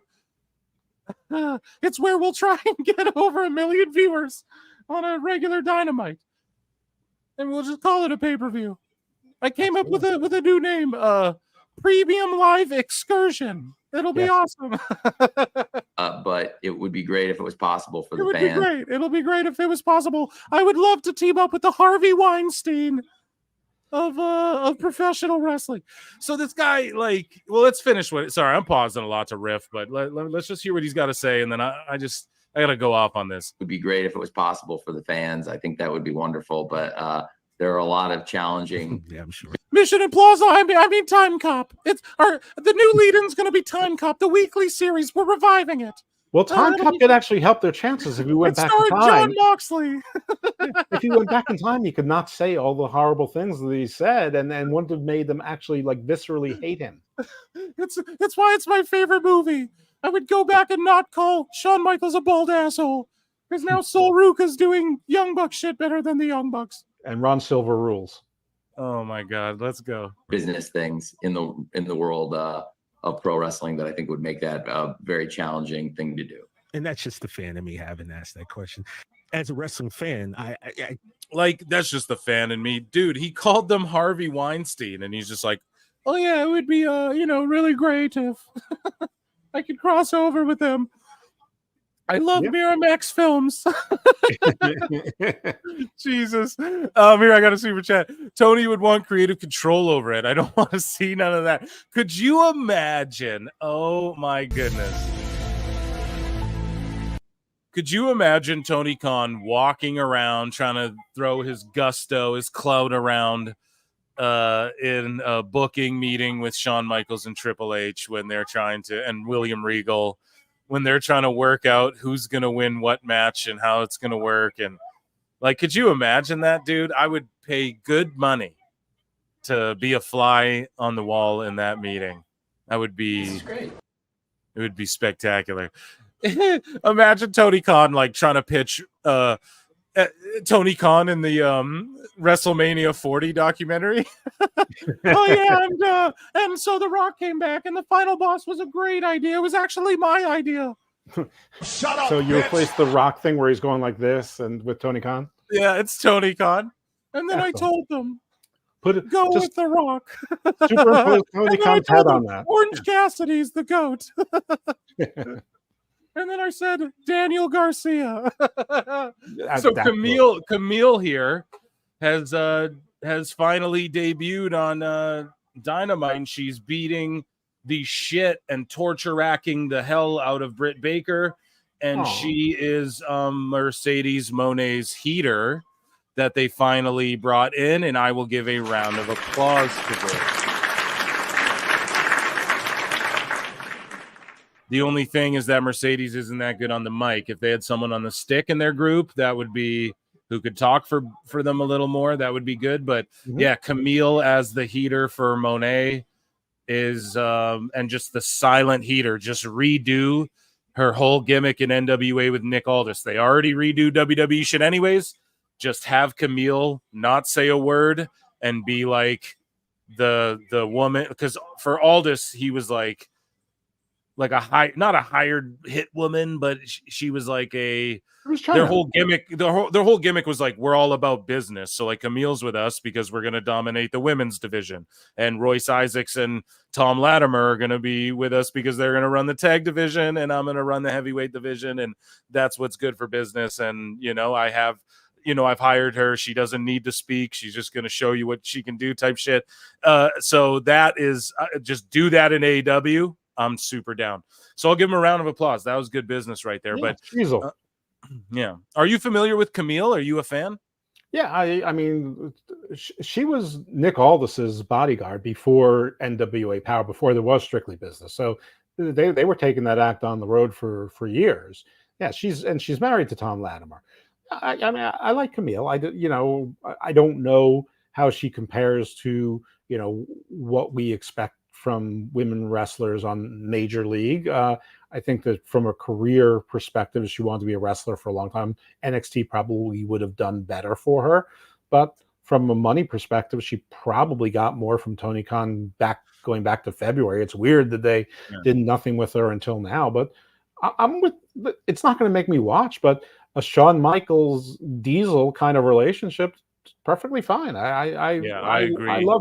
I love the little heel that's cocky with the bodyguard protecting them. I think that's great.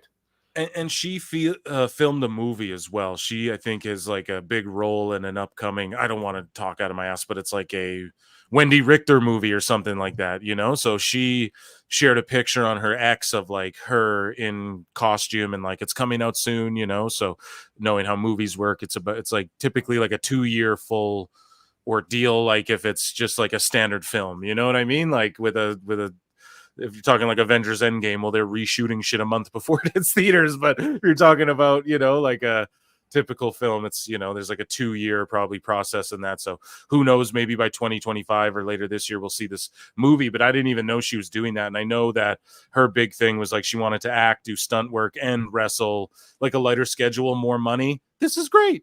Tony Khan's perfect for that. Let's hear what he's got. Or sorry, we finished this clip here. So he talks about, speaking of like stars and whatnot, Buddy Matthews has re-signed with AEW. And then we have more comments from Tony Khan, but Buddy Matthews decided to re-sign with AEW. This news broke today But your boy Phil Marks did a little digging, because that's what I do. Yeah. And he actually, it was someone, I think Fightful, so shout them out. They tweeted it out, and it didn't really, or maybe it wasn't them. Maybe it was like Wrestle Talk or something. Didn't get a lot of buzz, but just looking into it. But he actually resigned back in February, I guess. And so they're just confirming that now, because I guess, I don't know how this happens, Dose. Like, it leaks that Matthews resigned, but nobody knew about it when it happened, but then they all reached to him now to confirm when it happened. It's quite silly. I find that rather silly, but how that always seems to happen. I find it silly too, but it does make a lot more sense, because this cost cutting thing didn't start until after that. So it does make sense that he'd give someone presumably a big second contract, back then, because right now it would make no sense. Then again, if he's trying to make things make sense, and I think he is on the down low trying to make things make sense. I also think that it's too little too late, but maybe it isn't. So that's fine. Listen, I like Buddy Matthews. He looks like an action figure. That's great. I think he's a good wrestler, but yeah, me too. He never set the world on fire. He can't really cut a promo. He doesn't have a character.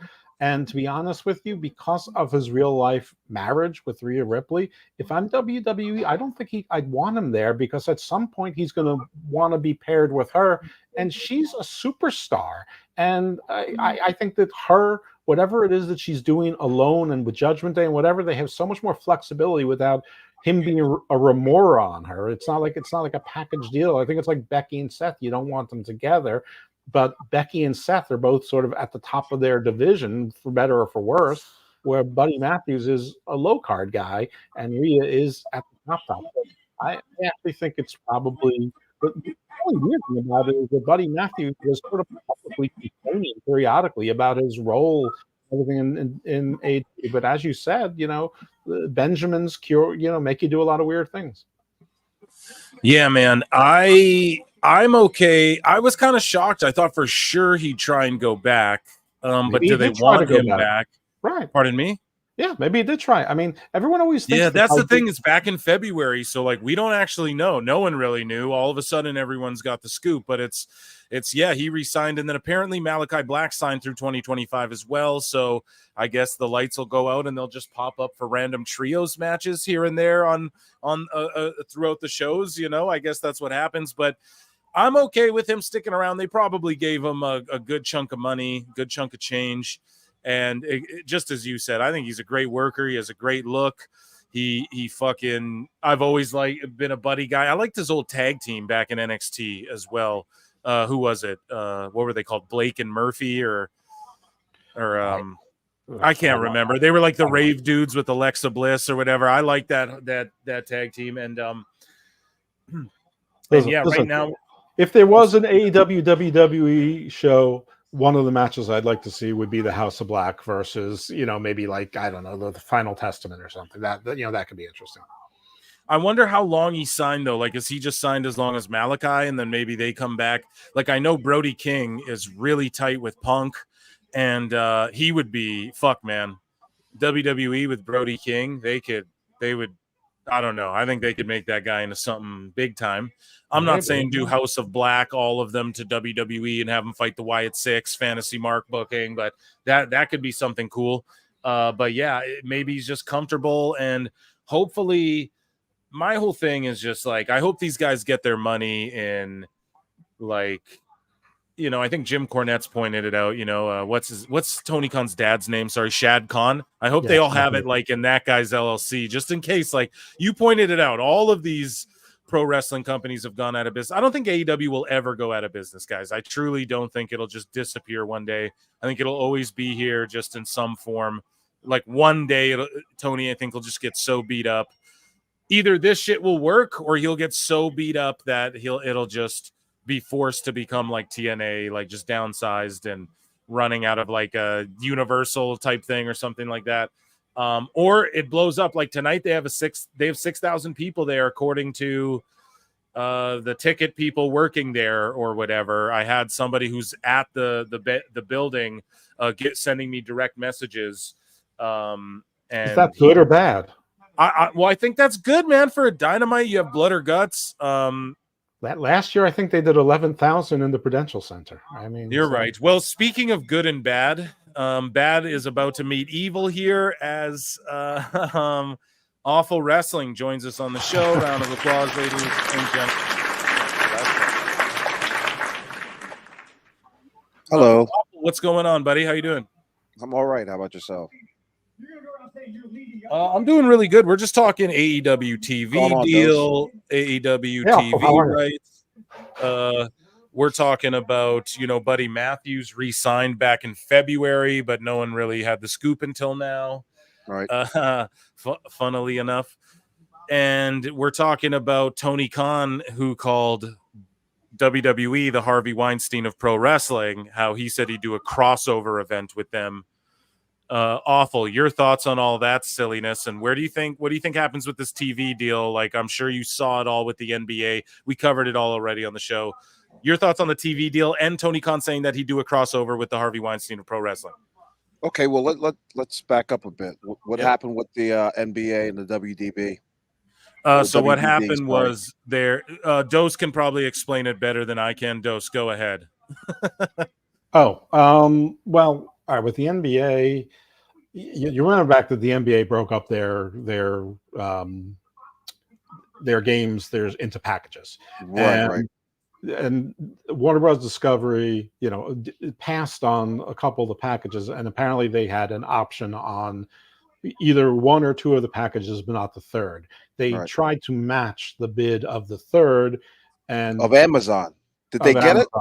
No, and the NBA rejected it. Now, what I'm not clear on is whether they said you didn't have an option for this part at all, or even though you're matching the amount of dollars, you didn't match their offer. Like if you're selling a house and you're selling the house for $250,000 and somebody's going to give you $250,000 cash versus somebody who's going to put $20,000 down and finance the rest. I mean, it's not the same offer. With a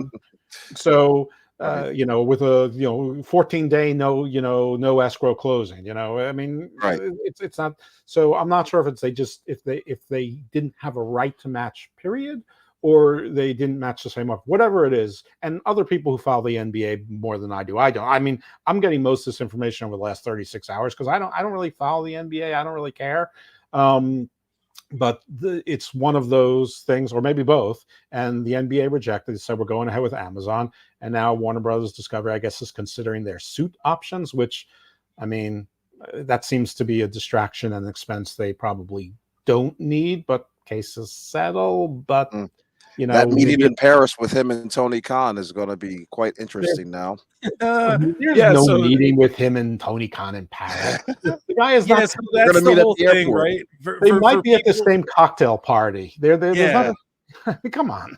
So for the listeners, I forgot to mention that before. Sorry, I didn't mean to interrupt you guys, but just your show. They're Zaslav and Tony Khan are going to both be in Paris for the Olympics. And they're saying, they're supposed to meet there. They're going to have a meeting in Paris. I don't know. That shit's hilarious. And then Dose, you what? You what? I don't know. What's he referring to? Because there's plenty. There's plenty you can frame that question at me about. So now that we've caught Awful basically up to speed, your thoughts, Awful, on like this whole TV deal thing? We talk about it so much. It's whatever's going to happen happens. But now people are saying, oh, look, they have all this money, because now there's people are trying to be like, oh, they'll go to court with the end, because apparently the NBA, or WBD thought they could bid on anything. They had first dibs, and NBA's like, no, that's not how it works. Whatever. People are saying all this extra money is going to AEW. We were just talking about how NXT is getting like 36 million. So why the fuck for something with similar numbers would get 120 million in all of this? And then Dose eloquently broke down why people should care about this. But I want to know what your thoughts are and why you care about this, Awful. Wow. So they didn't get the deal. And the WBD, or I keep saying that, WBD, and I guess this shores up some money for AEW, isn't it? Isn't that the way? I mean, these guys are now gonna fight for their $130 or $140 million a year on their deal for the next 5 years. That's what they want. I mean, Yeah, good luck. Good luck. Yeah. So, are you excited, Awful? Are you excited for Blood and Guts? Or no, wait. I had another question though for you. Sure. Tony Khan said that he's going to, or not he's going to, but he would be down, and the fans would love a WWE AEW crossover. We just watched the clip; it was great. He called a few months ago. He called them the Harvey Weinstein of pro wrestling. Now he'll cross over with the Harvey Weinstein of pro wrestling. Your thoughts on that? Like, it's just so much silliness. Well, this is what happens when you have a terrible PR team, and he forgets about what he said just a few months ago. He comes out there and he goes on television. What show was that? Rich Eisen goes on Rich Eisen's show and says that he would like to work. He would like to see all of his top stars job out to all the wrestlers of NXT at a big show sometime in the near future with the WWE. He says it's not possible, but it's as you said, it's as I said. This is his secret desire right here, and that's to become a part of the WWE. Okay, he said the silent part out loud. Yeah. So Buddy Matthew re-signs with AEW. Malachi Black is there through 2025. Yeah, apparently it's just funny. I bring it up because he re-signed in February, I guess, but nobody really knew about that until now. They got the deets, but it's somehow leaked, or whatever. Like someone found out now, and now people are clearly reaching out to him, and he's like, "Yeah, back in February, I signed or whatever." So kind of funny how it's just come to light now. But your thoughts during a lot of the these negotiations that are stalling and not going anywhere, they've got to come up with some other content for their rags of wrestling publications. Right. Well, Keith Lee's contract's expiring, so they got to let you know that Buddy Matthews resigned 7 months ago. I have that right here too. So Keith Lee, AEW expiring relatively soon. Pardon me, his contract, and I'm parched right now. I need a goddamn drink. But so is his contract not frozen because all the time he took off? Who knows?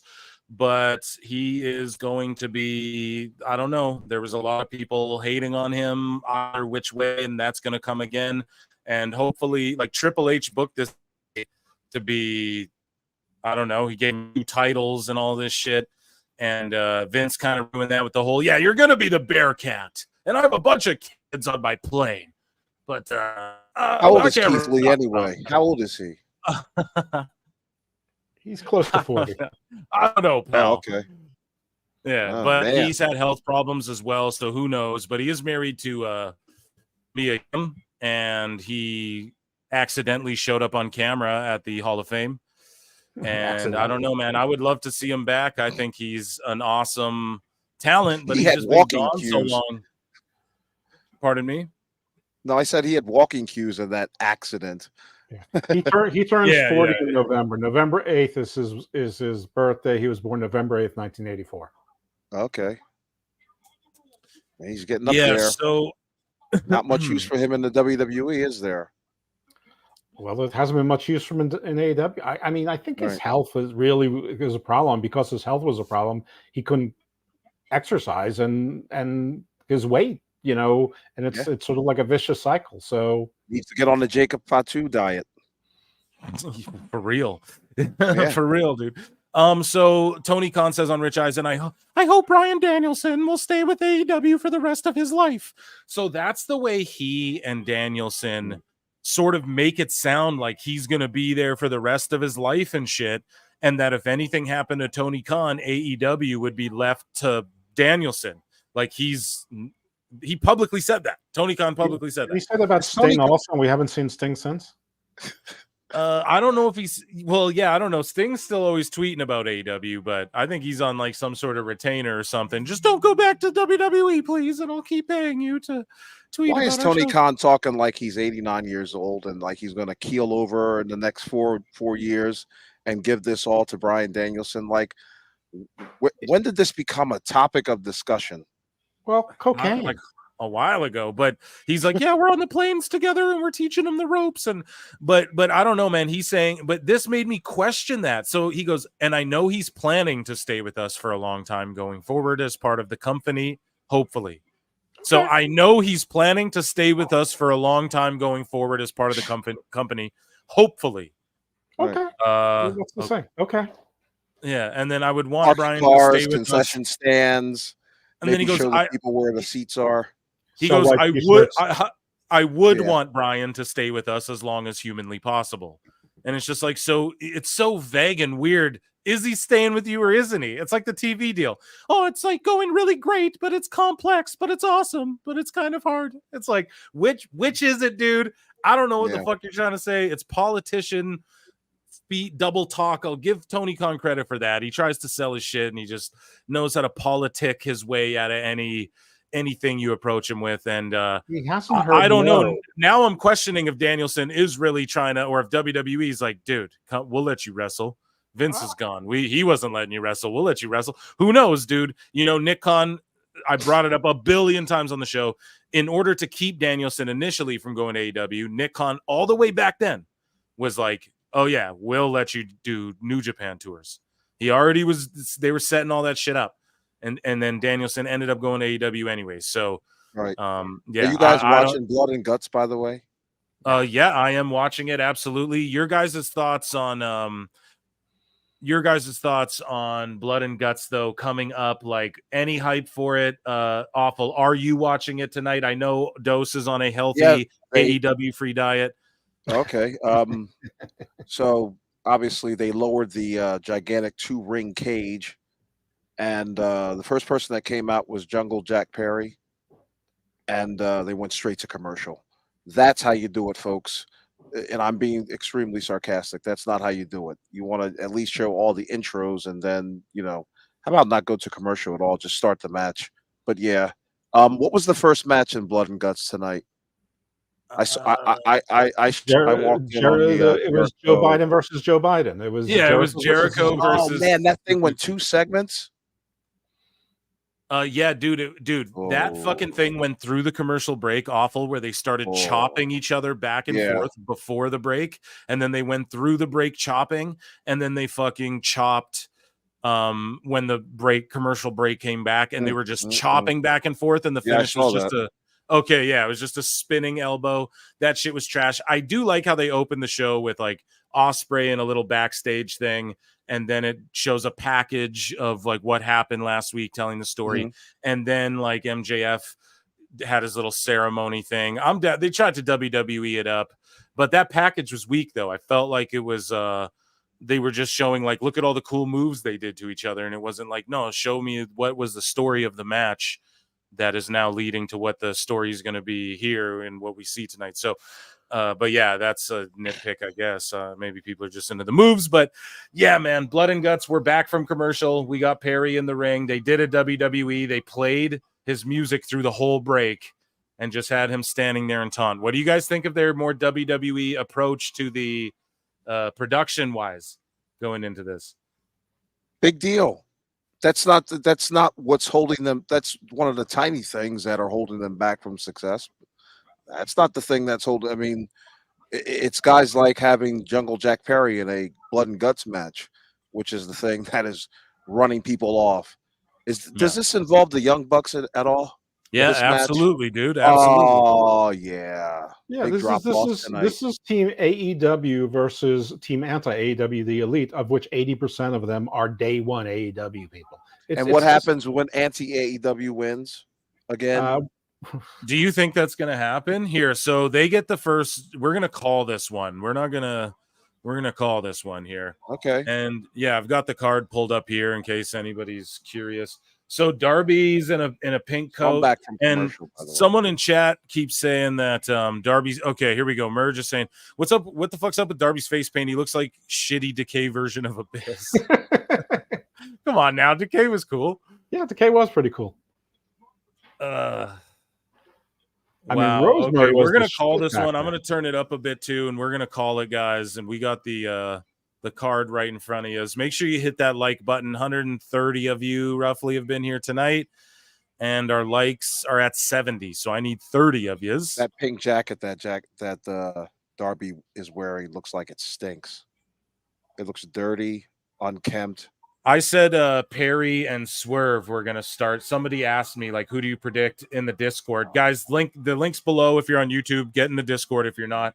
I'm way active in there, way more active than I've ever been. So it's been a good time, and you get updated first and stuff on everything. But yeah. So somebody asked me. I predicted Jack Perry would start the match with Swerve because I thought Swerve would be like, I'm the world champion. I'll go I'll start type shit. And then I thought Darby would come out and just like, well, because Darby's going to just jump off a million things you expect. Like apparently there was a report. Darby's like, yeah, I have some crazy stuff planned for tonight or something. So who knows what that is? If Swerve has any sense, he'll show up last. I mean, if he's smart, he'll be the last competitor in there. He's only the world champion.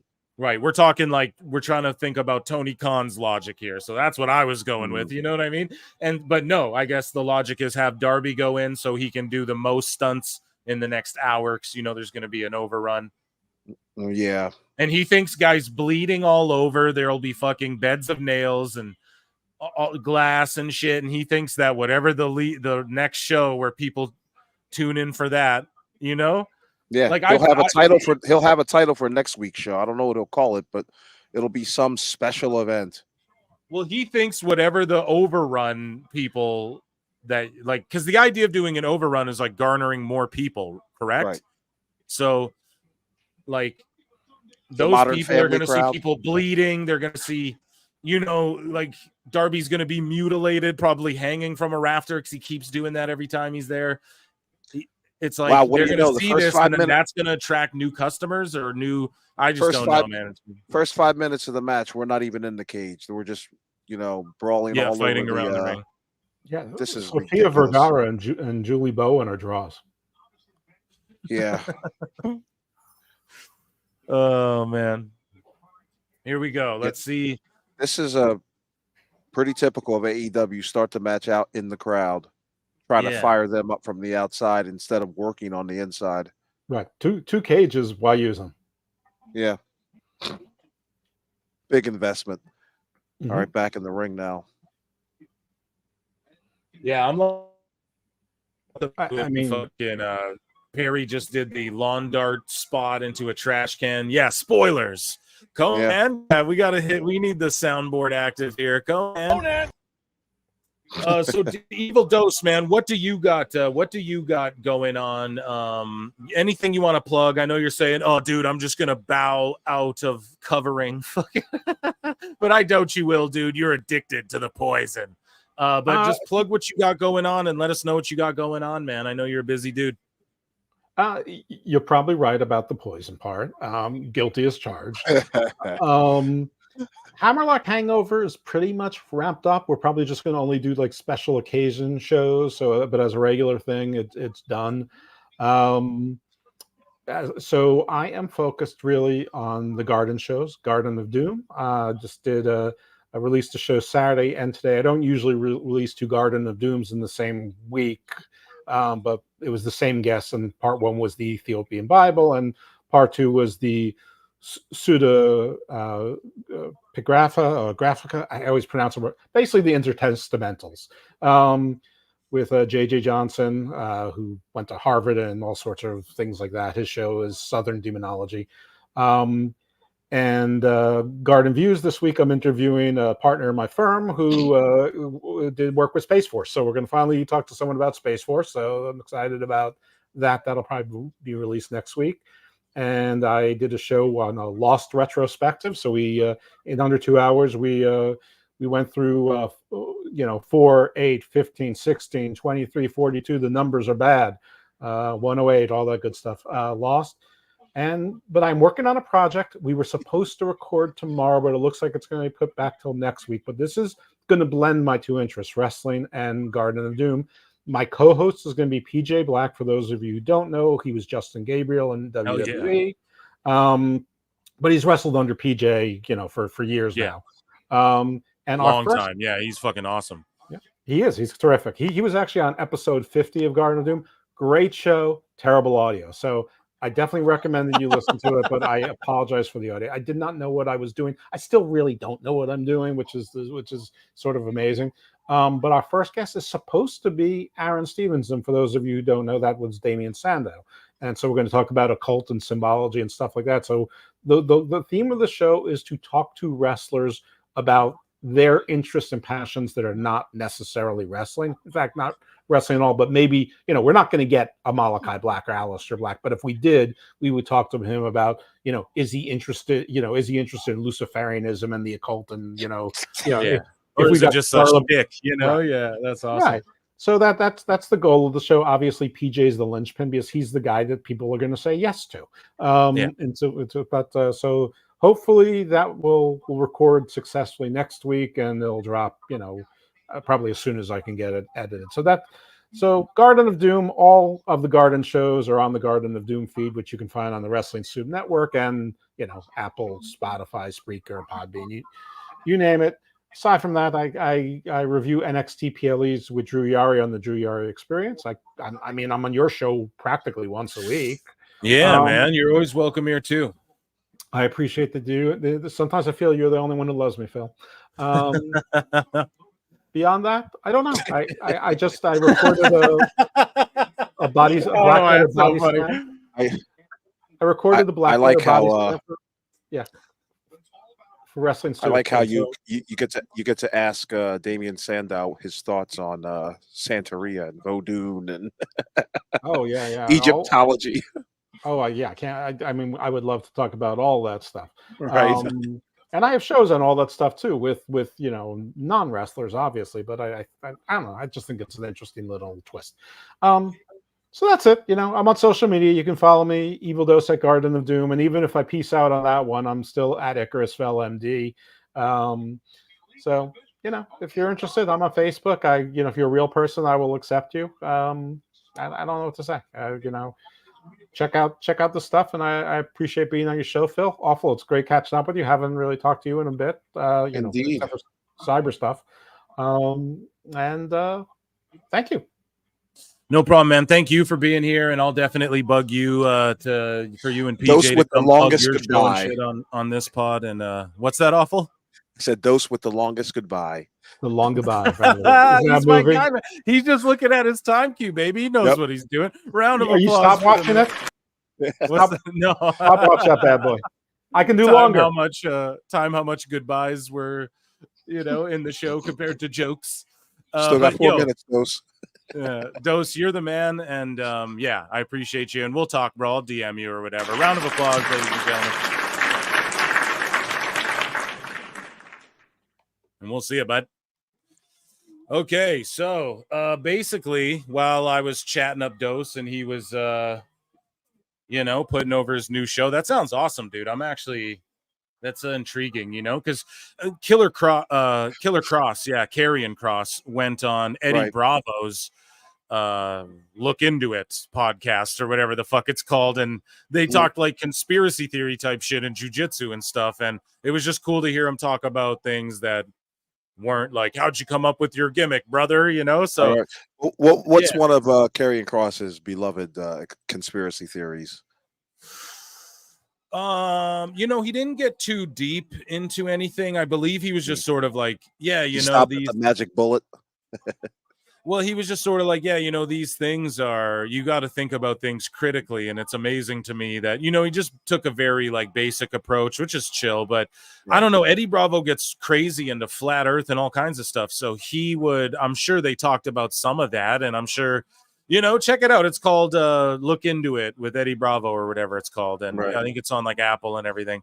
And if you're into that, because pro wrestlers roll jujitsu and they train at 10th Planet, believe it or not. And Eddie Bravo invented that whole system of jujitsu. But what's up with you, Awful? How are you enjoying this blood and guts so far? We got fucking one young buck, Jack Perry. We got Mark Briscoe, and we got Darby, and everyone's brawling. There's no blood yet. I'm gonna look and see how chat feels about it in a second here. But my eyes have been glued to the screen. Some of their comments. It's just hardcore spots. I'm not like mad at any of this so far. If I was live, I'd be like,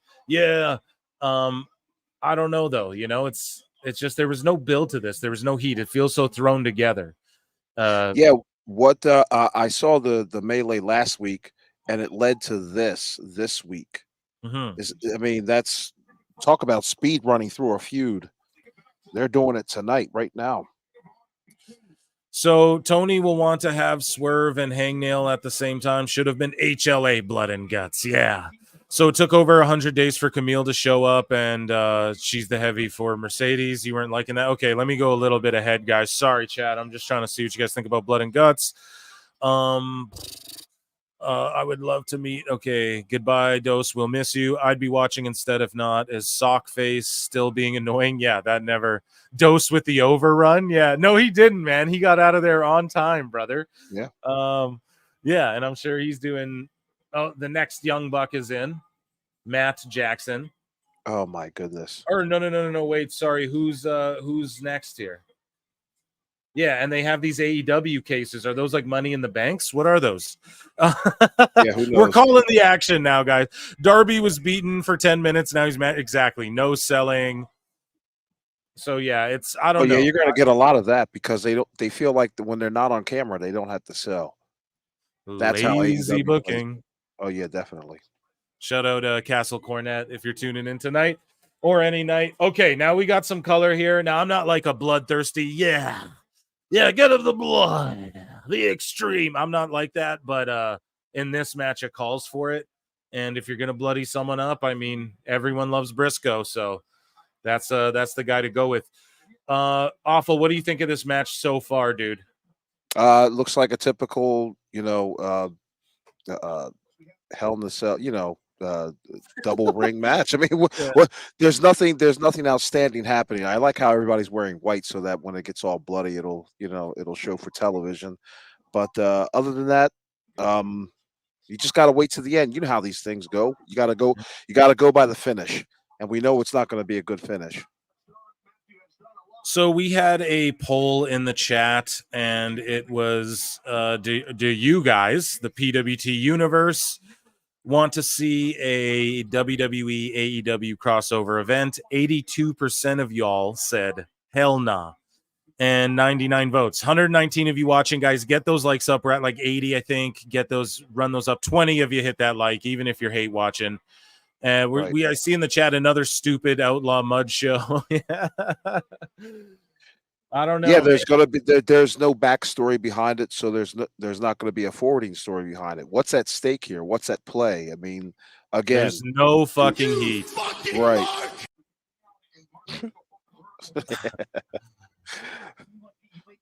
But yeah, so far what I'm seeing is Darby getting pile driven right into Briscoe. So here we go. Someone else is coming out here. The Acclaimed, Max Caster, I believe. Powerbombed, I'm sorry. No, Anthony Bowens. Here we go. So is Caster, you guys listen to me. Max Caster's in this match. What do y'all think? I don't want to start a poll, but if Max Caster comes out, do y'all think tell me, do you think he fucking raps on his way to the Blood and Guts 2 cages? Awful. Yes, because he has no sense of how to do it. So yes, he will walk down to the ring with headphones and a microphone and do his little stupid rap. Chat, do you guys think Caster raps on his way to the ring? Here we go. So now we got here we go. Briscoe's firing up. He's bloody. Bowens turned the tide. It's 3v3. Knocked off the top there. I'm just now getting Anthony Bowen. Boom. Okay, sorry. So I'm a bit ahead of you. Big clothesline. It's hard to tell Matt and Nick because the other one dyes his hair now. So it's okay. That's Matt Jackson. Yeah. Here we go. I'm not hating.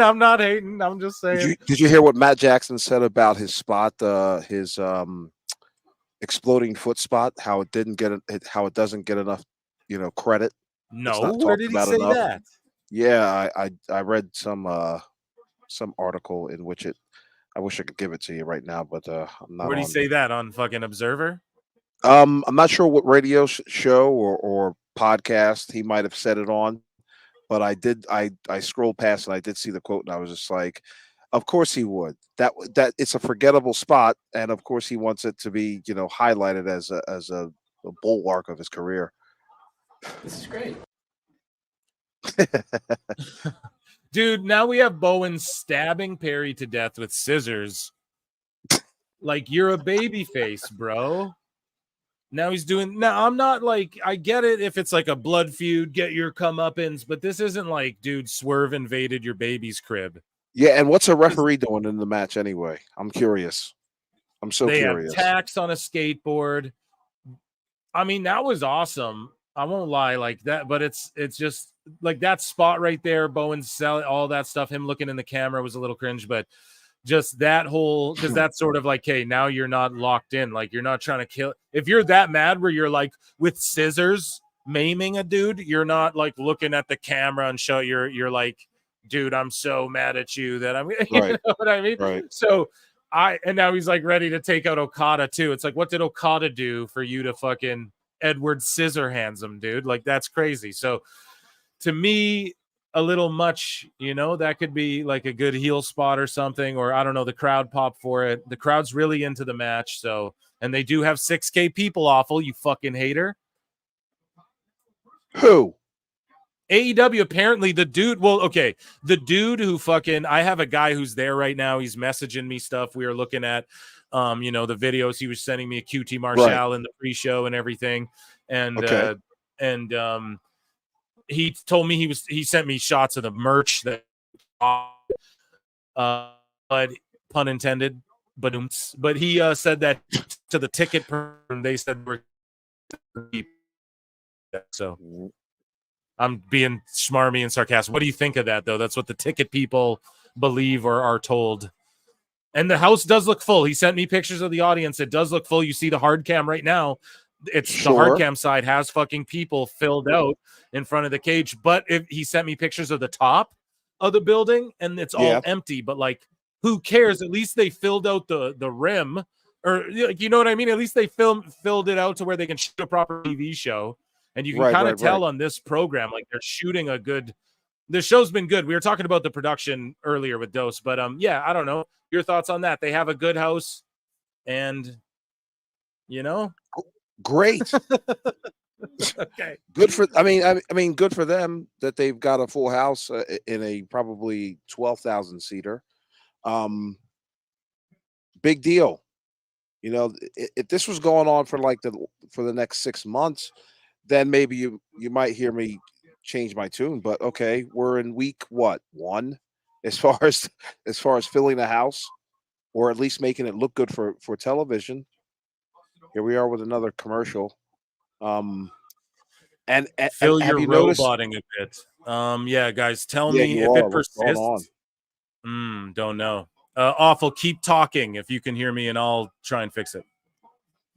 You sound all right now. You just keep talking. You host the show. Okay, yeah. You guys just let me know. Like, I got no producer here, so you guys got to tell me. Gotcha. Let me see if I'll let you know, because you did it a few times earlier. So.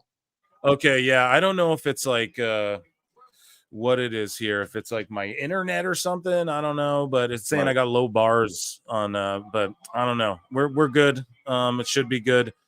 Just a little in and out. I'll try plugging my mic in a little better here. But yeah, awful. You're onto something there, my guy. Keep going.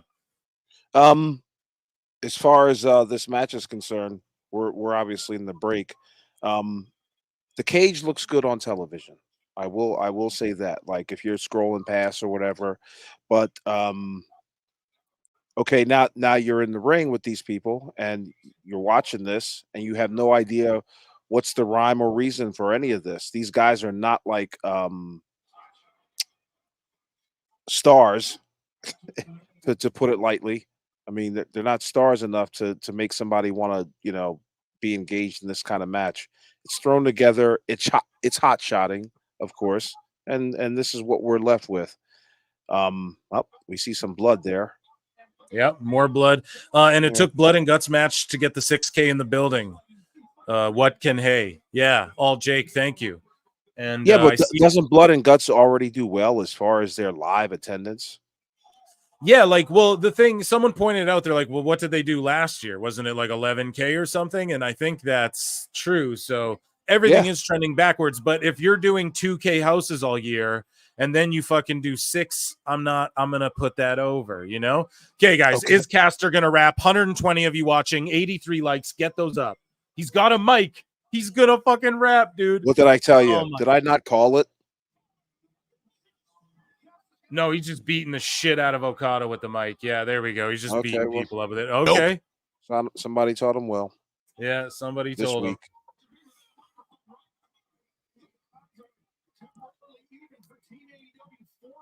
And see, you got Matt Jackson or Nick Jackson talking right into the camera with a bloody face. Like it's things like that you know, in their terrible effort to break the fourth wall, it just backfires on them. Here we go. Work the crowd a bit in a blood and guts. Oh my god. These fucking head chair shots, dude. This is crazy. Here we go, guys. We're just calling the action. We're just all hanging out. We got a super chat here. Jonesy. Oh my goodness. I'm gonna give you this is great. No, I'll give you an air horn.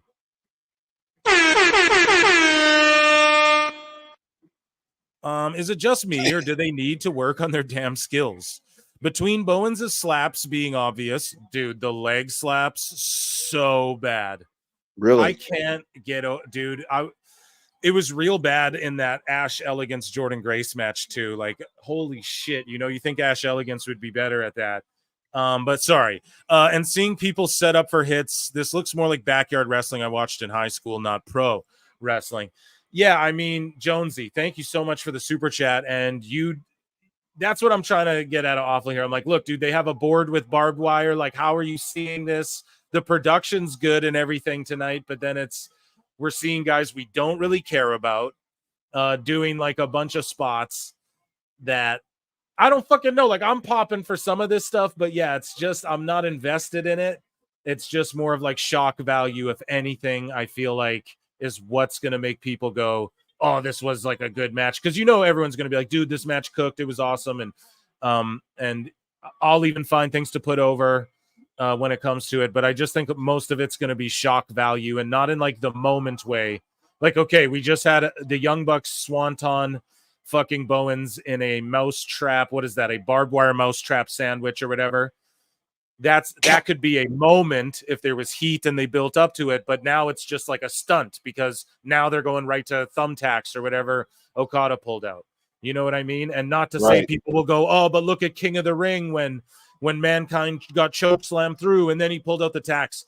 Right, but there was also like 10 minutes of selling in between each thing. Yeah. And not only that whole thing was like never done before. Like they're about to exploding, do a thumbtack super kick. Well, we've seen exploding super kicks. Why do you hate that just aren't talked about enough? Yeah. So I don't know. Awful. I'm ranting and raving. What are your thoughts? Yeah, this match has got no rhyme or reason. And I've noticed a stark difference between what's going on here and what WWE does in terms of these types of matches. They almost have centerpiece spots in the WWE. They let everything breathe, and then they'll do a centerpiece spot which involves everybody or just a couple people. But they want to make sure that the most of the attention is focused on that spot. With this, it's just like you don't know what to focus your attention on because there's so many things. They didn't time anything out correctly. Now they brought out the thumbtacks for the thumbtack spot, and they are now pouring it into the mouth of Max Caster. Yeah, so I'm like a moment ahead of you. I don't want to start spoiling shit for you, but it might have to happen for the sake of the show. But Hangman comes out, crowd reacts pretty good. I don't know, dude. I like his older theme better, and I know he's like evil. He's like Batman. He's like Frank Castle cowboy now or whatever. But I don't know. I don't like this theme. They should do like a slowed down remix of his other one or something to still keep that like. I don't know, dude. I'm just fantasy mark booking over here, but yeah, I don't know. This match to me is mostly I don't know. Guys are bleeding. We're waiting for Swerve's going to get the big like world champion heroes welcome. I guess he's not on any of the advertising for any. It's like of the they events, listened to me. It's like they heard me. Yeah. But he's not on any of the advertising, though, for any of their events anywhere, dude. Like, people post it Because all Tony the time. Khan is racist. Oh, come on. Oh, come on now. Awful. That's not very fair. To call Tony Khan racist isn't a fair thing to do. Awful. Oh, come on now, Eric. Adam Page isn't an empty-headed dumb fuck CM Punk. Phil Brooks. That's not very fair now, is it, Right. Eric? So thank you so much, Jonesy 84 for that. I appreciate you so much. And then George Capture for $5 will give you Acknowledge me. This match is the exact opposite of the MJF versus Ospreay from last week. In what sense? Like, what do you mean? Like, because this is just Carnage Chaos, and the last one was Once like, you oh, get it, Phil, gonna... there's a cage, there's 2 rings. Those are 2 differences right there. Okay, yeah, you're right. Well, I mean, right, okay. I just don't know, like, what do you mean, George Captor? Like, is that a good thing, a bad thing, or okay? So in Captor's mind, it's a terrible thing.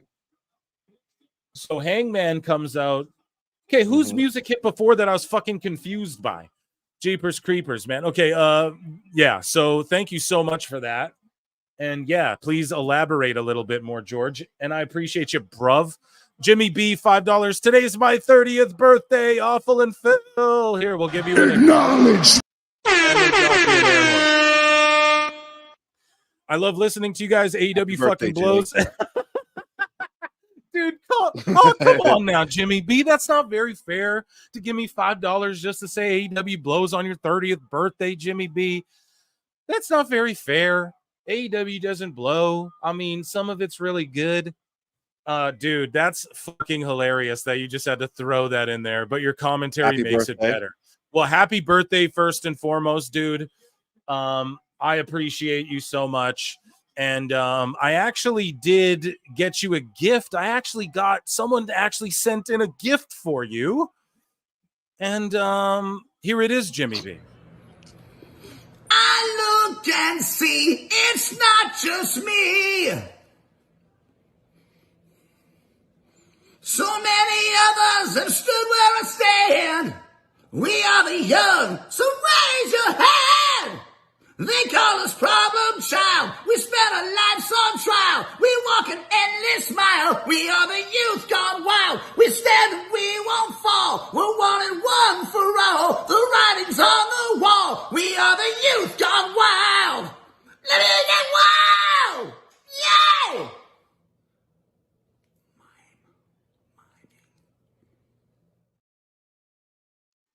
Yeah, so he sent that in personally for you, Jimmy. I hope no one ever celebrates another birthday on this show. Holy cow.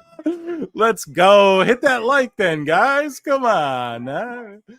We're all having a good time. Okay, now one of the Bucks are on the mic yelling at the referee. 85 likes, guys. Come on. 15. Hit that like, and I'll stop asking. I'll shut up. No more Jericho. So Swerve is like handcuffed to the outside, I believe, and the world title's out there with him, and so he's still not in the match. So he took your advice, Awful, to the extreme and is like, dude, I'm not getting in this match whatsoever. I'm going to get handcuffed on the outside and be incapacitated, so I don't have to witness whatever Darby does to himself. Yeah, I don't know. Oh, so we're back to Hangman and Swerve again. Yes. Oh, yeah, and then they confirmed too, like it's Ospreay MJF for the international title at Wembley. So I don't know. I said that would be a match. Like if it were me, that would be a match that I do. I'd give it way more build, but I don't know. They're doing the damn thing, and they put the red, white, and blue on that belt. It seems crazy to put that belt on Ospreay in the first place and not MJF. Like the story would have been Ospreay tries to win the international title the first time, then like MJF fucks him out of it somehow or something like that, and then he gets it. He works his way into a match, gets the belt, and then fucking does the red, white, and blue thing, and then they build it up to Wembley, whatever. And then you had more weeks, more time to build that heat, but instead they did it the way they did it, whatever. It's just a title that's going to get bounced around, and Ospreay's going to, what's the accolade? Hate to step on your toes. Why is Hangman like a tweener in this match? What's going on with that? Well, he's like, because now he's Batman. He's not really in the I'm not really in the elite. I'm crazy now, and I do. And I'm Oh, like an on-edge Frank Castle Punisher kind of guy and I look like Jack Perry if he grew up. that's Gee. What? You What?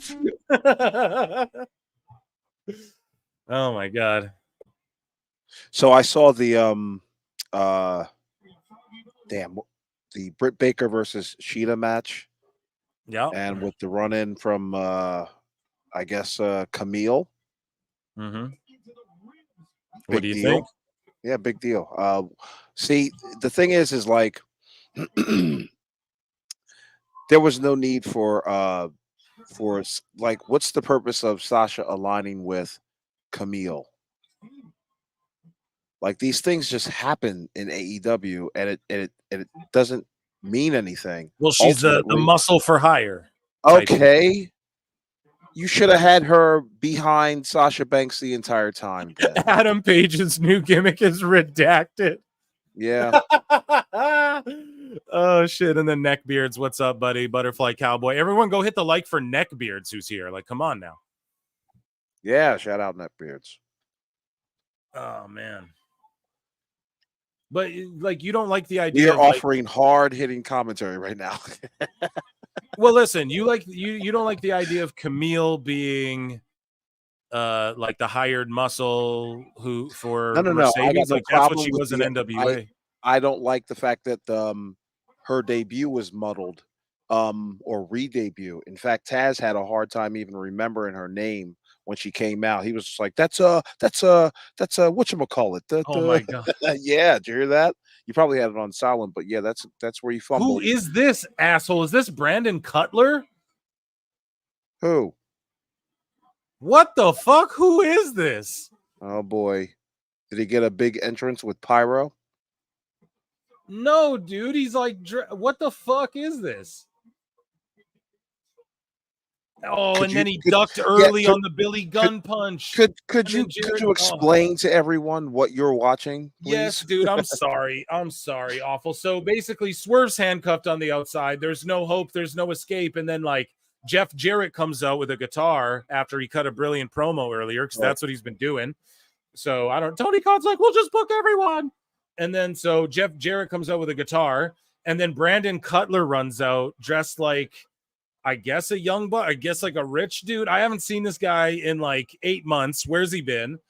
And then fucking Jarrett or like Billy Gunn comes out, punches him, but then Brandon Cutler ducks before Billy throws the punch. Like he went to sell it too early, and then Billy hits him. He takes the guitar shot from Jarrett, and then Nana comes with the pliers, and they fucking snip Swerve free, and now he's finally getting into the match. The big Sounds hero. like a lot going on because I see Billy They Gunn ripped the right bottom now. of the cage. They cut the bottom of the cage, and now Swerve's in there beating down clothesline. You know, everyone's feeding for him, which is cool.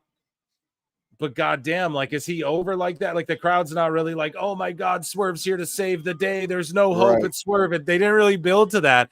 LC Killer 17, Crazy Crystal Lady, and Camille Hobby Habab. What? You what? Oh my God. I don't fully know what you mean. You don't know there with the Arabic? It's Habib Habab. Okay. That's all I got. Okay. Camille Habib Habab. Okay. I don't know. I There don't know we what go. that means either. Yeah. Thank you so much, LC Killer. Appreciate you. I'll give you a what? There we go. Yeah, this Cutler match got, is oh sucking. yeah. So I saw that too. Cutler got his ass kicked backstage a couple times in the last month. So like, okay, yeah. But they never acknowledged it on television. Yeah, on like Collision, I thing. think, you know. Yeah, they never mentioned his name. So now Now- it's the Swerve Hangman. Like, this is the big Wembley main event. I think they're going with then is Swerve Hangman, and then you have Ospreay MJF. Oh my goodness, they're not. I Getting mean, anywhere I thought near this- 55,000 tickets with a main event like that. And people are trying to say that like All In's going to outdraw SummerSlam. No, it isn't. No, it is not. Yeah, I don't think that's possible. When did Swerve become some sort of world beater? This is just atrocious. Yeah, like everyone takes him to the limit, you know, like everyone he fights. Excuse me. No, it's Brian. Oh, yeah. It's Swerve versus Danielson. You guys are right. So what the fuck? See, chat just here. I got to give myself a dummy for that. Yeah, but see, that's how much that tournament meant. Like, that's what I'm saying. It's so fucking silly. So yeah, it's Danielson. They did a so people like both of them. So why the fuck would that be the match, dude? Oh my god. So then what's Hangman building to? Like, what's he doing? A run-in at the pay-per-view. That's what he's aiming for. God. No, you guys are right, Chad. I'm a dummy. What the fuck? See, that's how much like I watch this shit all the time, and even I'm going. You didn't need the chat to tell you that. Oh man. So now but they're even calling. Still, I mean, they're talking out their spots. There's an AEW chant, but Okada's lane. They're talking to the Acclaimed Clear's Day. Right. Is he saying anything in Japanese? I don't know, bro. He's not mic'd up. Now they got a stapler. Okay, we're gonna see staple spots. Yeah, the tournament, I see it in chat, shouldn't have been for the title match. Goddamn right it shouldn't have been. What a fucking silly thing to... And I'm done watching AEW. You guys, I've been there. I've felt that way a fucking few times. You know, but we're still here doing this show. It's because you guys make me pull it through, and it's entertaining, you know? But I have to start doing... like NXT, because I love that show so much, but usually I don't watch NXT. Like when it goes down, I'll watch it after, you know? Yeah.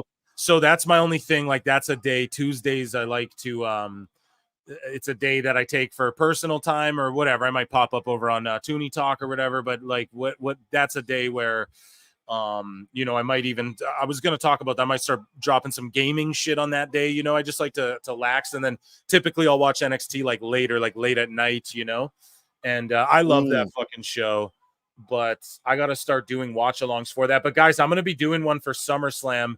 You already know. So that's going to be phenomenal. What the fuck with this spot? Yeah. The chat is, they all surrounded Swerve, and then he John Wicked everyone, but after every combo of moves, he would do a staple move to their head or whatever. Right. Yeah, NXT's so good. It's a staple fight. Staple fight. Now oh my goodness gracious. Oh. Jesus. This is sick.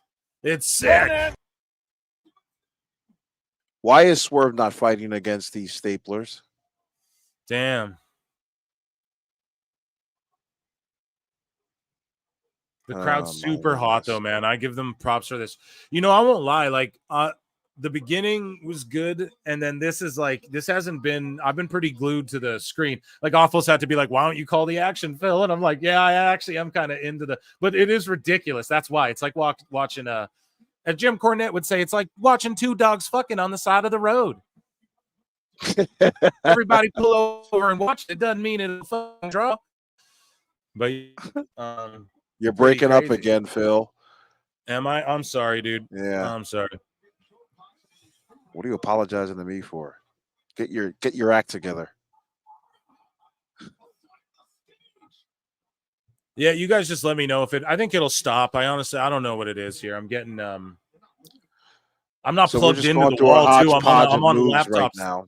Yeah, I'm on laptop style, guys. That's probably why actually I'm not plugged into the wall, so the fucking internet will work a little shysteier. But let's see here. So dude just did a spot off of the stage. So we're in a fucking cage match where everybody now crawled out of the like a fucking Armageddon, and here comes the pain. Like you're playing 2K and all 6 people exit the cage, escape the cage to climb on top of it, which I'm sure Darby's jumping off this motherfucker tonight.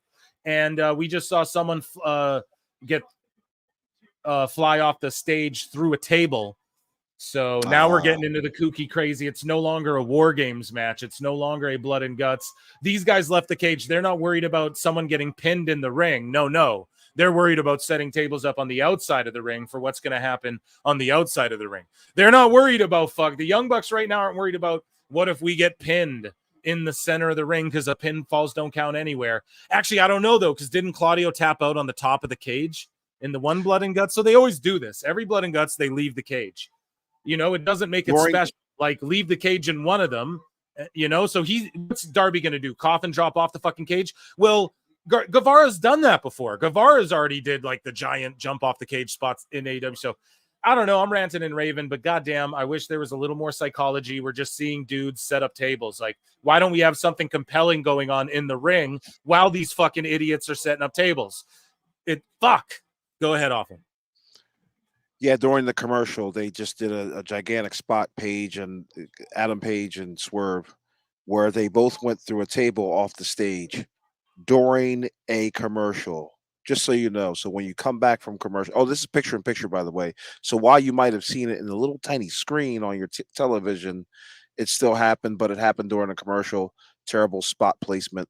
And that's just the sign of the times with this entire match. Yeah, no doubt. No doubt. Oh, now they're setting up during the commercial. During the commercial, yeah. Now they're scaling the fucking cage here. Now they went to a full. Now they went to on my screen. They went to a full picture commercial. So the picture-in-picture commercial bled right into a full screen commercial. Jesus Christ! So the picture-in-picture commercial led into a full screen commercial. Yeah. Okay. Jesus Christ! Fucking insane, dude. Oh no, this is great. This is how you vote. You fucking mark! TBS needs their money. They've got to hawk this Corteria.com site or whatever the hell. Coterie. Oh, sorry. Lord, somebody's going to delete themselves. Damn, Bowens goes through those tables. So they set up the tables this whole time just for Bowens to climb up and get like lightly shoved off of right. I need a smoke. Perry Pack Minecraft. Who's with me? Smoke in the chat. So if anti AEW, if the Young Bucks and the Jobber Squad wins this match, the only positive thing out of that is that you've at least built heat. You built heat for next week. That's the best you can do in a match like this. Have the heels go over and at least carry on the heat to next week. But I have a feeling that we're not going to see that tonight.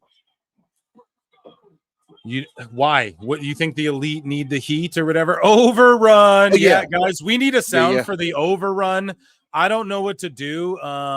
We'll give it a bruv, but chat, let me know. There's going to be a sound for the overrun. We're going to do a ding or a buzzer or whenever there's an overrun from now on the show. I'm going to find a worthy sound effect to that we can all pop to for that because it happens every goddamn week. Okay, Darby's doing something crazy here. He's climbing up the cage on the inside, however.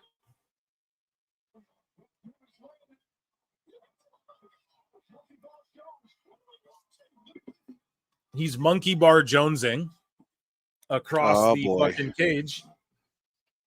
Coffin drop. That was a good spot. Right there. Darby said he had some crazy shit lined up. It's an overrun. So now imagine it's an overrun. What typically comes on after this shit? Spy Kids or something? Modern Family? What comes on Family. after? Does it? Okay, there you go. So Modern Family's on. You tune in. Oh, I can't wait. I'm not a Modern Family guy. Who's in that show? Is that the one with like Sofia Vergara? Yeah, and Al Bundy. Come on now. And Al Bundy, right? So, hey, I want to see me some Al Bundy. I want to see me some Sofia Vergara, right? Who doesn't? And motherfucker, you see Luke Perry's kid getting handcuffed to a cage, bleeding, and Darby Allin fucking jumping through tables. Now, the idea of the overrun, which I feel like hurts AEW's overall number 2, because when they do this overrun, you see the viewership keeps like going down every time these Brandon Thurston charts come out. Mm-hmm. And so it's like, what is the benefit to it? It's almost like it's hurting them more than even benefiting them. And Tony Khan's wasting money on it, you know? So I don't know. What are your thoughts on that, Awful? Yeah, because the Modern Family or, whatever audience wants to see whatever on TBS at 10 o'clock, they tune into something like this and they zone out. They go to something else for another couple minutes and they flip on back, and all it takes is 1 minute of viewing time, and you're registered, as a viewer for that entire segment. If you didn't know that for the Nielsen ratings, but yeah, all you got to do is watch 1 minute of this, and the Modern Family audience is not watching 1 minute of this. They're waiting for No. Al Bundy to come right back on the screen and give them some ha-has. Oh my God, dude. He just crushed Perry Briscoe just crushed Perry with a fucking deadly Sandman special chair shot right there, dude. What, to the head? That was crazy. Like fucking Perry needs to get any dumber. Jesus Christ. Can you get that stupid countdown sound they used for the exploding barbed wire ring? I mean, that's a fucking great idea. I'll give you an air horn for that idea. StreamYard's acting fuzzy. Probably. All right, well, Phil is once again becoming robotic. Yeah, I'm becoming robotic. Just it'll go away, guys. Hopefully, Okay. I just got low bars. I don't know what the fuck is going on. StreamYard's been acting funky too. The last few streams I've done. I'm gonna do some figuring out or upgrade things or whatever I gotta do. But thank you so much for the super chat. And yes, if somebody could get that sound to me on Twitter, or maybe I can clip it myself. Yeah, don't be lazy, Phil. I'll go clip it myself. And yeah. That's the one. I think that's the one for every time there's an overrun. Unprotected chair shot. Will we be hearing about that tomorrow? Will there be any outrage about that? People are already melting down about it. Yeah. Oh, yeah. I mean, I have no opinion of it one way or the other. I mean, it's only been done in wrestling for the last 40 years. Because it stopped a few years because some guy happened to do something terrible to his wife and child and himself. Okay, I don't get triggered by it either. I like when it's done for the right reason or on the right occasion. Sorry, I'm jaded. Like I've seen it too many times. Yeah, and they're topping up the head chair shot with "I'm gonna light you on fire" is what Darby's saying. If you don't quit, now it's an I quit, and Darby's saying I'm gonna light you on fire, and he has a fucking lighter. So it's just it's too much, man. Do you think the WBD executives are watching this now, or probably in the audience right now? Like, what's going on here? Oh my God! We want this on our next wave of programming. 1KQ for $5 from New Zealand says, Nice. "Come on, guys! I'm sure Modern Family fans are huge fans of AEW. This is great." Mm-hmm. Team AEW wins. Awful. You're fucking wrong, buddy. Okay. You're fucking wrong, buddy. And instead of a pin or anything, and guess what heat is going to be brought for next week? None. Nil. do you think this? So obviously, you were probably also wrong about the MJF Will Ospreay match that carried like the 800,000 viewership like through the match or whatever. Where was I wrong? What do you think? Well, I don't know. Like, I'm sure you were going to be like, it'll do 710 or some shit. I didn't know what the number was going to be, but I knew it wasn't going to be a couple of things. I knew it wasn't going to be 1 million, and I knew it wasn't going to be 900,000, and I knew it wasn't going to be it was 800,000. But as far as like the overall show, I didn't expect it to go over 800,000. This week it won't go over 800,000. You don't let me think just so? take That's that no. No, it doesn't even. Like sniff. This is a very easy. This is a very easy formula, Phil. Every week for the last 74 weeks going now, it's been a downward trend in their ratings. They create ski slopes every week in their ratings charts. So we've not seen one go up since February 23rd of 2023. It's an easy bet to say, like, these guys, a match like this is not going to bring in more viewers. They're on the down slope. This won't bring them back. Yes, mark my words. Bookmark it. Okay. Man, so a very underwhelming ending. You know, Darby took like a barbecue lighter that I used Why was to it like spark underwhelming, my Phil? mini grill. Well, because he said, "I'm gonna light you on fire," and then fucking Perry just quit. Right. Like Darby's gonna light this dude on fire and murder him in real life and bake a dude in front of a live audience with children in the fucking crowd. That too, That's but there's gonna nothing happen. there was nothing on the line. The baby faces got over on the heels, but guess what? Let me guess. The heels are gonna get their heat back next week when they could have got their heat this week and had the avenging baby faces go over in a few weeks' time. They don't know how to build heat in this company.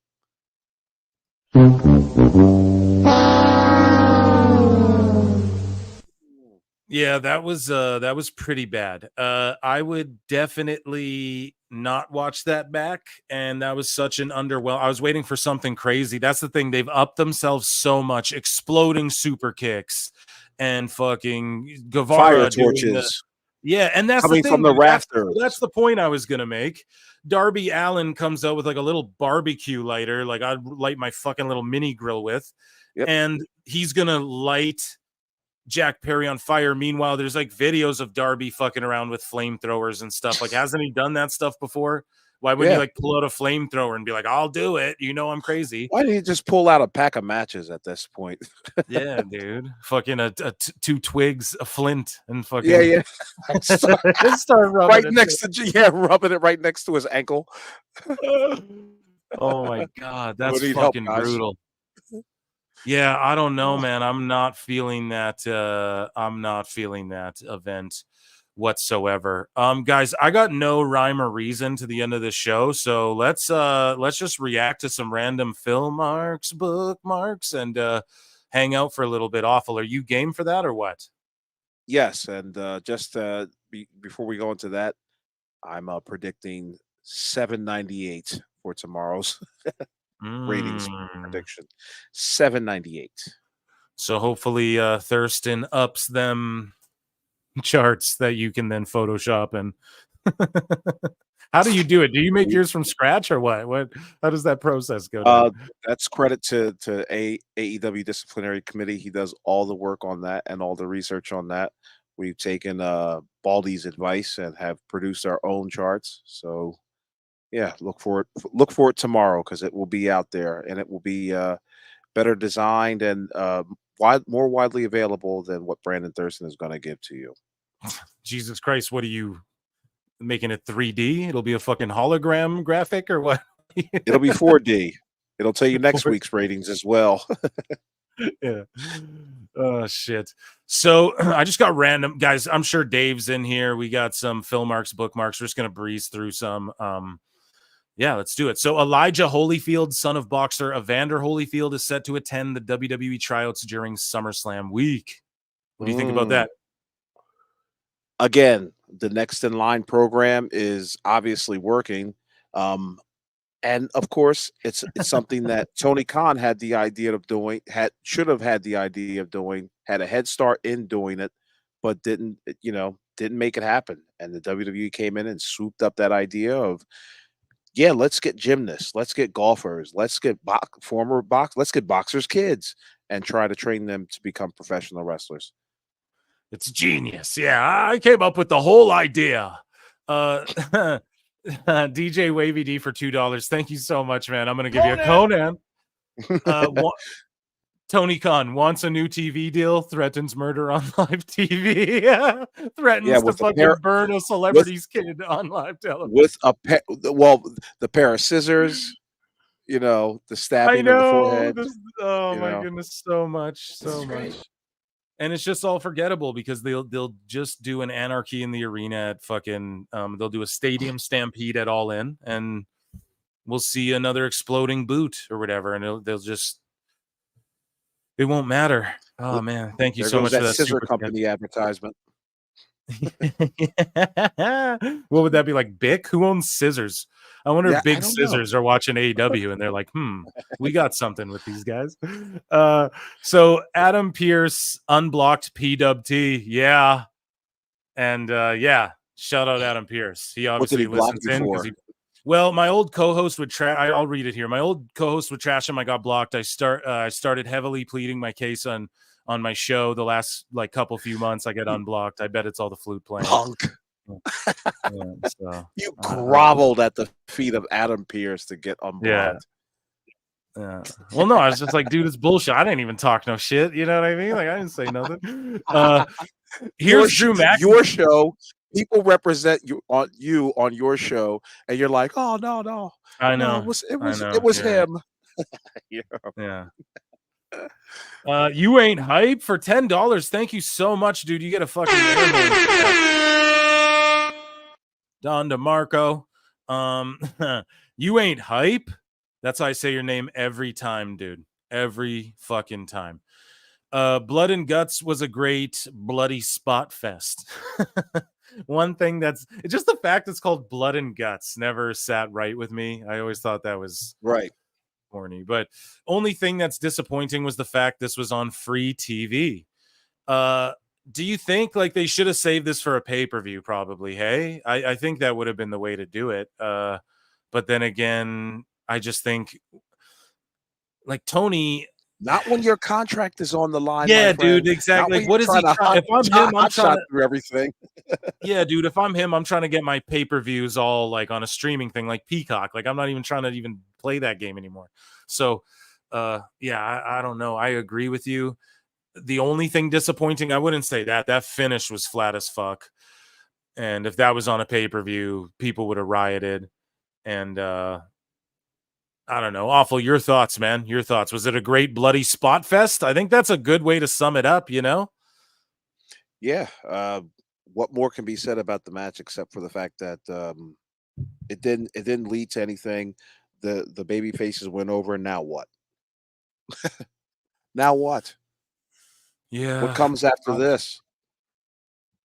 I don't know. That's the thing, dude. Obviously, I know what comes after this. Yeah. No one's injured. No one's hurt. No one's going to sell anything. Not even such a bandage on their face or anything like that. Guy got stabbed in the forehead.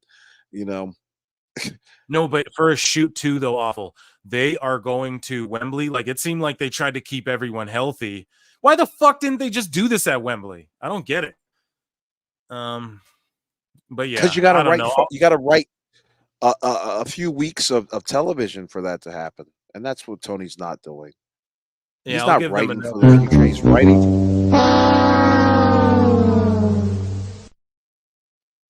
He's writing. He's writing for the next week, and just the next week. Yeah, and you, awful, are writing for the future, definitely. I wonder if this Blood and Guts will be a chapter in your book. Make it in the book. Yeah, probably.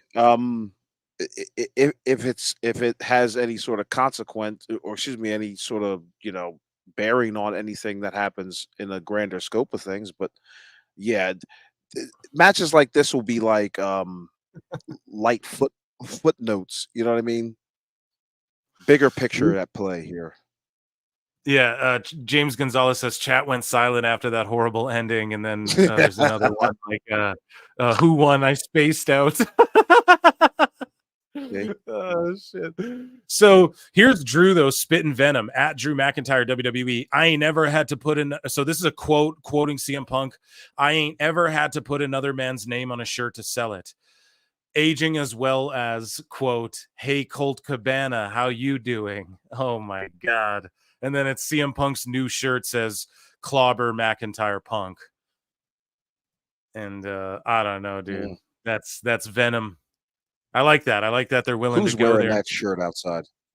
I don't know. You wear it to the event. I don't think I'd wear that one, but Punk does have some fire gear. Yeah. How about CM Punk? The rumors are like he just wants, well, obviously we know this, but his whole thing is like he's just going to stay with WWE forever and then just go work in NXT. When he's done wrestling, he's just going to like run NXT and be like one of the just William Regal, Shawn Michaels. Yeah. And just getting the next generation ready. So I fucking love that. It's like somebody who's got a 5-year plan. Yeah, exactly. You know what I mean? Apparently that's like what it is. Yeah. Yeah. So also though, Alfred Konua, he was on the podcast and he brought it to Alfred Konuwa. This is I know, nasty. And he brought it to my attention that NXT and Dynamite will be going head to head. Yes. The Dynamite and NXT will be going head to head in October. Tony Khan's birth month as well, because I remember his meltdown on his birthday from last year, October 10th. We discussed this on the show already, but they're going head to head again in October. And someone said to me on X, I can't remember who it was, but they were like, Phil, CM Punk is going to host like the way Cody hosted, or whoever hosted that one NXT was like John Cena they had on it and everything. They're like, CM Punk's going to host the head-to-head NXT against Dynamite and just shit on them the whole fucking time. I think that'd be funny. I think Shawn Michaels is so petty. Like, clearly, ever since the bald assholes comment, dude, he has Sol Ruca in the ring doing like their Young Bucks' whole sequences and shit. And he's right. I don't know. I just feel like he's getting like the trio shit over with the Rascals and stuff, like more than like purposefully throwing it in their face. And I don't know, man. I could totally see them being like, yeah, Punk come and host the NXT head to head against AEW. That would be fucking hilarious. Sure, but don't make any mention to AEW during that broadcast. It doesn't get over in the Raw crowd, and it's not going to get over in the NXT crowd. I don't care how smarter they may think they might see themselves, but yeah, no, don't bring it up. Just having CM Punk host the show is already enough of a troll. So for $5, Plinian, thanks, buddy. How you doing? I'll give you a Conan. I'll give you a shut up, bitch. I don't know why, just because that's a newer addition to the soundboard. Didn't Punk tell McIntyre, I don't need to put someone else's name on a shirt to sell it? Yes, sir. So that's what he's saying here. Like, he quoted it. Drew's quoting it, saying, I don't need to put another man's name on my shirt to sell it. And then aging as well as, hey, Colt Cabana, how you doing? Which is like a deep cut shot, dude. Like, Punk does not fucking like Colt. So that's pretty crazy to go there. But obviously Punk's like, no, I want everyone to feel loose, take the shots. I guarantee it, dude. He just wants what's better. And I think AEW was like Punk was the guy who probably hit send on McIntyre's phone. You know what I mean? Like, yeah, dude. But Punk, like, I think AEW was like an awakening for him, where he went, oh shit, me just dipping out of the business entirely and not putting my focus into like all the knowledge I gained and what all the vets did for me. Because he kind of talked about that at the Cauliflower Alley Club when he accepted the award, or I think it was last year. He got like Wrestler of the Year or whatever it was, right? Performer of the honor, whatever. And Kurt Angle's getting that distinction this year. But he said that, just giving back and like why these older guys who kind of seem like assholes like took to him, and he's an older guy now who kind of seems like an asshole, and he's trying to take the guys or whatever. And I think AEW woke him up and made him realize like, holy shit, no, dude, I got it. Like, they just don't get it. Like, this, if this is the future, like, this is not good, And I think that's why he's so involved in NXT and just like, no, I'm coming back and giving back, and I'm just gonna WWE's where I got to be. And also people could be like, well, he's out of money, but dude, he walked away for 7 years. And in order for him to leave AEW, he had to sign fucking NDAs. And there was like $9 million payouts and shit involved. Apparently, like his contract, like, was reporting you get $9 million in order to shit like that. I wouldn't be surprised if CM Punk holds seminars at the NXT PC Center and tells these guys up and down, left and right about the chicanery that went on in AEW, and uses it in like an educational type way. Like, oh, let me tell you this story about one day when I went to AEW, and he'll tell his horror story, and I almost guarantee he's just like, do not go to AEW. It wouldn't shock me, and I don't know though. I look at it two ways, right? Like, in AEW, the value there is you're going to get more money, and you're going to at a younger age, and you're going to get experience like figuring your own shit out on live TV, which you see people like have to leave WWE system sometimes to go and experience that. But as I'm saying that, WWE's doing shows with All Japan and fucking TNA, and they're sending talent around, especially the young guys in NXT. So, You know, they're already got that base covered. They're 10 steps ahead of you or I on that. Derek H Right. for $10. I'm gonna give you a I don't know. We'll give you a bro and an air horn. Thank you. Overinflated contracts to guys that never earned it killed any incentive for them to want to be better or care about the shit booking of the show. Drawing a house means nothing to them. Yeah, and like when you're making a shitload of money, sometimes people you say to yourself like, oh, I must be doing something right, but it doesn't mean you can't listen to people who came before you and be a sponge and all of those sorts of things. And I just think personally it was like an awakening, a coming to Jesus moment for Punk where he's like, damn, this is what I left the business, you know, like I left for 7 fucking years and this is what was left behind. Fuck that. I'm looking at WWE and I'm going to be the most overly involved in the PC. And you see everyone saying it, Trick. He's the most over guy ever. And he's like, dude, Punk's there all the time helping us. Right. Everything. So everyone's saying it. So I think Ethan Page said that as well, you know, like, yeah, Punk come up to me and da-da-da. So I don't know.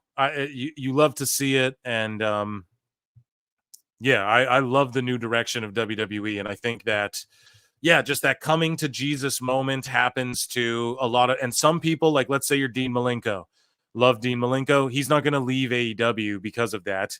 He doesn't give a fuck where the business is going. He took his bumps. He did what he had to do.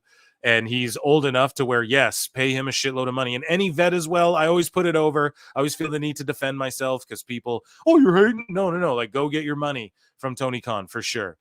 But ultimately... Yeah, but do you want your legacy to be like I was the production agent for a dying company, you know, where I was the writer for a shit company. Well, Dean Malenko's legacy wouldn't be that, but I just don't think because bro, he's worked everywhere, he's been there, done that. So to him, it's like whatever. Right. I'm gonna take a good job and get fucking money and get like, you know what I mean. But then when it comes to like, let's say the Gunn boys, that's who I always bring up because it's like, you know, Billy Gunn told them, listen, you guys will make more money here and you'll work out all your bullshit kinks and TV time cues so that when you get to WWE and they mold you into their style, you already can like apply your whatever you already bring to the table. You know, you've seen it work before. Who, so Gunn, you said? Like the Guns, you know, like the Gunn boys. What does Billy Gunn know about this TKO WWE? What does he know about the new production? But I'm just saying, like being in the WWE. So having okay, you've seen it, dude. Cody left the WWE system, went and did his thing, like figured out how to indie and then live TV with AEW, and through working out all that shit, then he came back and he's the most over fucking lovable guy ever.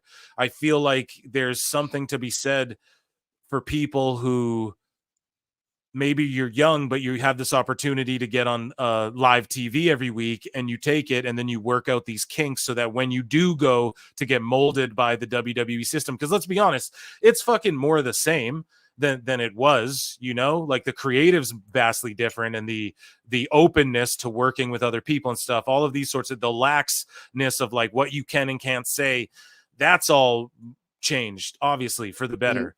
But as far as like, and they are sending young talent out there. So you know that WWE's sort of thinking what I'm thinking. Like it pays to go to Japan and shit like that and work out kinks and work for maybe shitty AEW or Ring of Honor for whatever. So I don't know. In my opinion, if you're a young talent, it would be tempting. Like, okay, I'm going to take this money and then I'm going to work. And you have a Billy Gunn in your corner in AEW. Your dad's a fucking legend. And he's probably so now we've got but now we're only talking about 2 guys.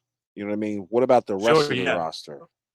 No, well, they're younger guys, right? So if you're that, so like if you want to contrast that with like a Will Ospreay, or maybe not him, maybe he's young too, but if he signed for like 8 years, then I don't know, that's pretty late in his career. If he was signed for like fucking 3 years, okay. But my whole thing is, if you're somebody like Monet, if she signed for 3 years for $10 million, good for her. You know, she's at that age. But if you're like a fucking, let me think of somebody. I'm trying to think of a name. Like an Edge or a Jericho, you signed away for 10 years. Yeah, I wouldn't want that to be my legacy, you know? But if I'm young in my career, I might, like a Camille. Okay, they're going to let me act. They're going to let me fucking work less and I get paid more money. And then WWE will still want me in 3-4 years. Probably, more than likely. And they are more, WWE's more inclined to hire older people now too. They're showing older people, 40s, Right. the new 30, as they say. But I just think that for someone younger, that is a good thing to have an AEW avenue like that to take. Like, you work out these live TV kinks that some people have to leave WWE in order to work out on their own when they're already established. You know what I mean? Does that make sense? Sure. Yeah. Yeah, I guess. I mean, the idea of somebody getting a 3-year contract worth $10 million and not having any sort of return on investment on that. If you're another company and that person comes to you with that sort of baggage behind them, you're going to hire them? I mean, dude, you can't And tell me I'm that not even talking about Monet. I'm talking about anybody. WWE would hire fucking Swerve back, or they'd hire MJF tomorrow if they could. I believe that, but it's about the opportunity and the legacy and the money in the long run. That's what the talent have to think about. Like, you're MJF, dude. You're headlining these Wembley shows and you're at least doing some ratings for them, and you're getting paid astronomical money. And you're just going to leave in your mid-30s and go to WWE, and then you don't need to get paid astronomical money. You can go finish your legacy there. So I think when you're younger, I think it does pay a bit to go there. I don't know. I think maybe if you're a guy who's just sort of like the Gun Boys, if you have someone in your core, MJF knows what he's doing. I'm not saying everybody, like would Daniel Garcia do better in WWE? I think he'd be fucking jobbed out and released, to be honest. But so I'm not saying everyone, but certain people, obviously. I don't know. Thanks for the super chat, man. We got another one. Salute to Awful. Stop trying to get Marvin Phil demonetized. # Mercedes Crystal. How's he getting us demonetized? I don't know. Phil's been cussing up the storm the entire time. Yeah, it's me cussing, dude. Worry cussing. Shout out Wrestling Empire and Matt Dickey. Shout out to Gods. Oh my god! Thanks so much for the super chat. Yeah, so you're here. Let me through a few more bookmarks, guys. We'll talk You about hear that, a Chad? little bit more. He sounds just like he's What? broadcasting from Mars. Is it that bad, guys? Yeah, it's that bad. Oh, holy! What did you say? Am I talking to the HAL 5000? What's going on? Christ. Sound and Robotronic tonight. Yeah, guys. Okay, we might have to is it really that bad still, or am I coming through? You're back. I'm back. Honey, I'm back. Okay, guys. We'll do one more because this is a preview for what's to come on this. Okay, so that's why this is a little teaser of something that will be discussed in the near future. And then we're gonna wrap things up. Here, I'll give you guys a flute, even though this is Brian out being a dummy, but it's Brian, so you guys get a flute because I'm coming from Mars, so I need to.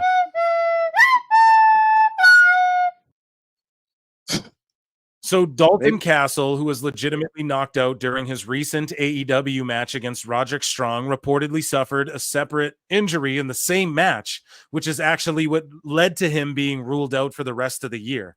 So he got a bad injury in the match, and then he got KO'd during the match legitimately.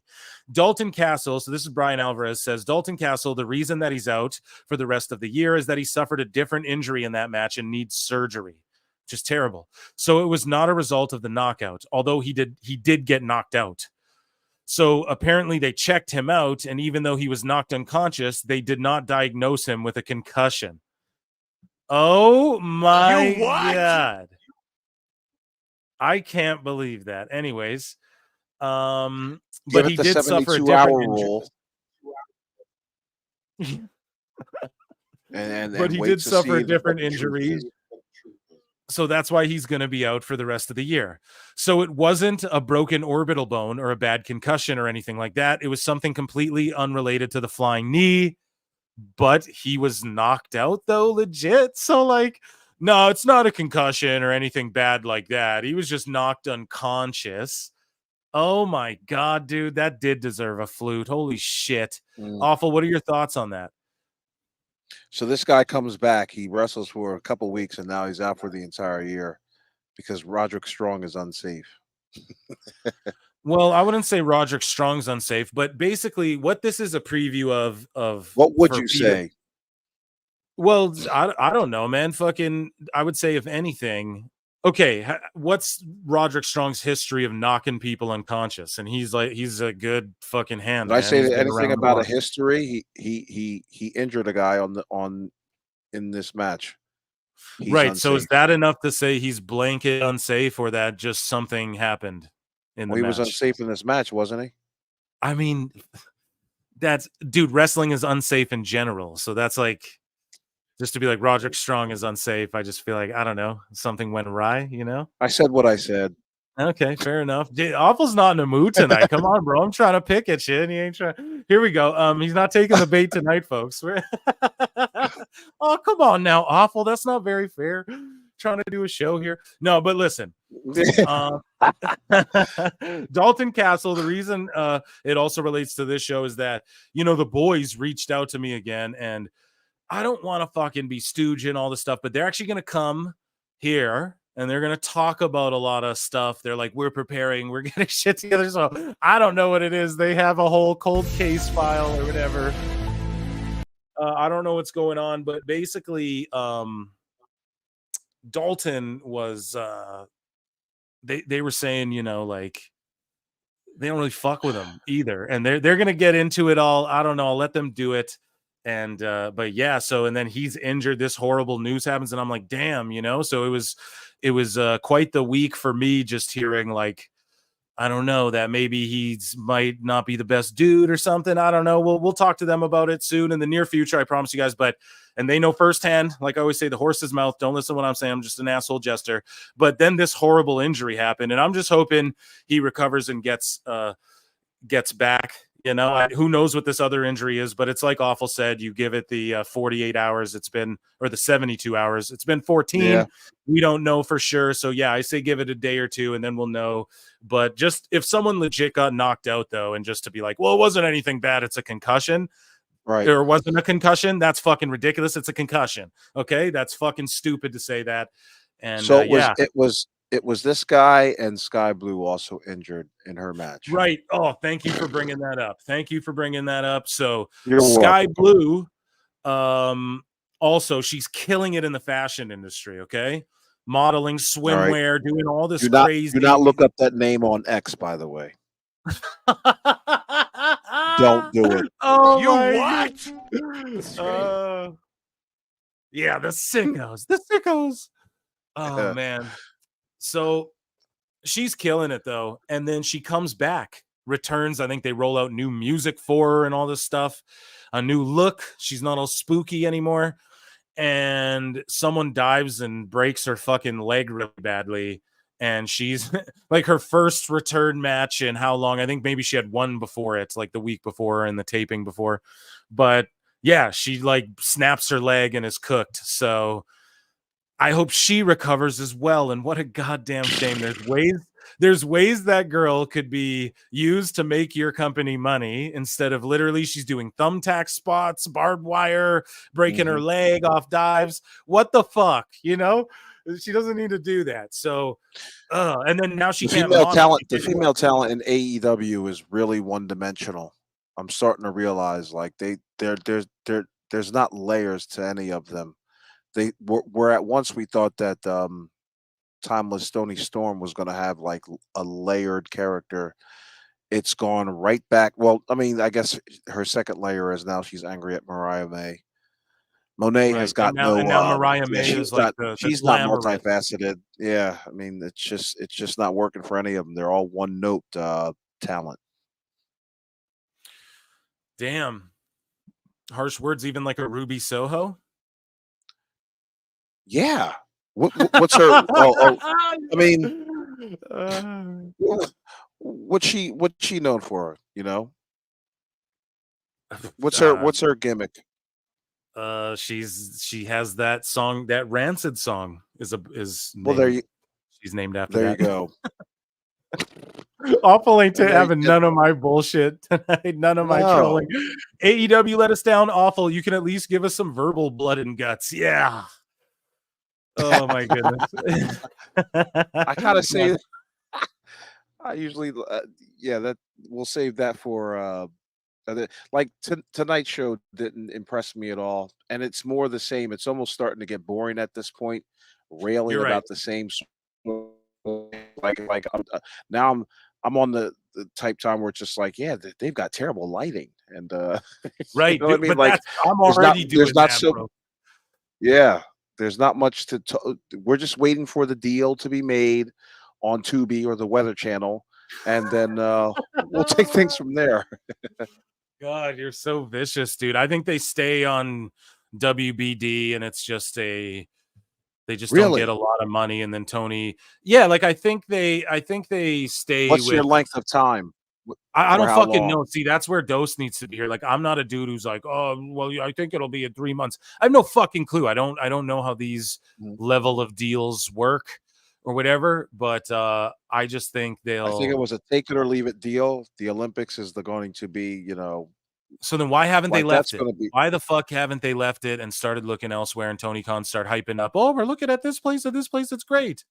I think he just started doing it. Because He has he's no not shame. he's not a publicly traded company, so he can lie his ass off willy nilly. And if to break out the X-Files conspiracy music, I think Oh, he's hold secretly on. He saving up. called for it. Hold I- on. I think Tony Khan is secretly saving up and trying to get value for his library, and he'll take any taker, even the WWE. And you think that he's going to sell the company? Like you I believe think that? he looks like the type that would just run out. Why not? He would. I mean, he could be going on to something other than professional wrestling. Once he gets bored with it, see, everybody's talking about like once Daddy's money runs out. It's got nothing to do with that. He's going to get bored with it. He's going to get embarrassed by it. And I think he's the type that will just roll out on the company. Like one day you'll come, almost kind of like what Paul Heyman did, had a meeting, was just like, everything's been sold, fire sale, you know what I'm saying? Like, and don't tell nobody. We saw, I don't know if you're a radio head or a podcast head, but Anthony Cumia with Compound Radio did the same thing. Just last week, he had his entire team fired after 10 years. And it's just like one day you wake up, you got no job. So I think Tony Khan is on that type time, probably making a secret deal with somebody to buy his library. Why wouldn't he? At least he can give his dad his money back. Damn, dude, I'm sitting here thinking to myself that's a really good that's conspiracy. that's the eject button right there. If there is no deal, he might take a lesser deal with some other television show.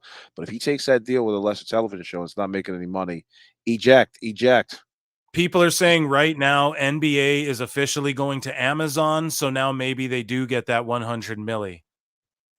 What do you think about that? So it's official. They lost out on NBA. Here's what I'm predicting, and it's just predicting based on nothing.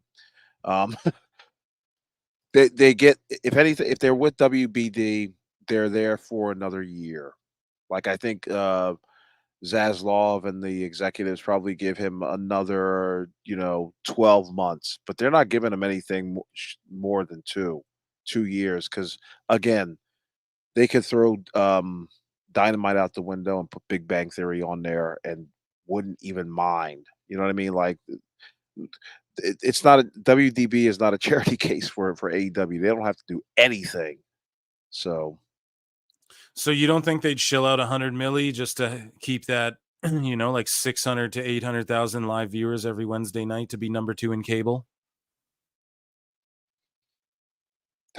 I mean, I don't know about the amount, but do you think Tony caves and gives them a chunk of the pay-per-views? Like, apparently that's a big thing. Is WBD's like, well, we want some of this action too, like type thing. Or do you think give them? I'm not sure. But if there is a deal that takes place from pen to paper, I think it's going to be like maybe a year extension. I cannot see another 5-year deal going on. I just can't. Based on what? The metrics proved like it's not moving. So you Give think him Tony another Khan's year. like you think he's setting up shop though for real and like secretly trying? Because you made me think of something. He could be definitely the reason he's pushing this WBD, like, oh, it's great and it's very complex because he's working other people trying to bid them up and up and up for as much as he Right. can, knowing. And then WBD's like, well, we're not completely off the table yet, but we're not really going to talk. We don't really care, like they have they know what Right. their offer is. And so that that makes a lot of sense, dude.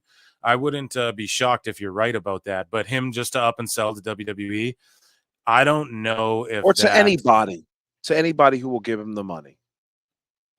I don't know if that'll.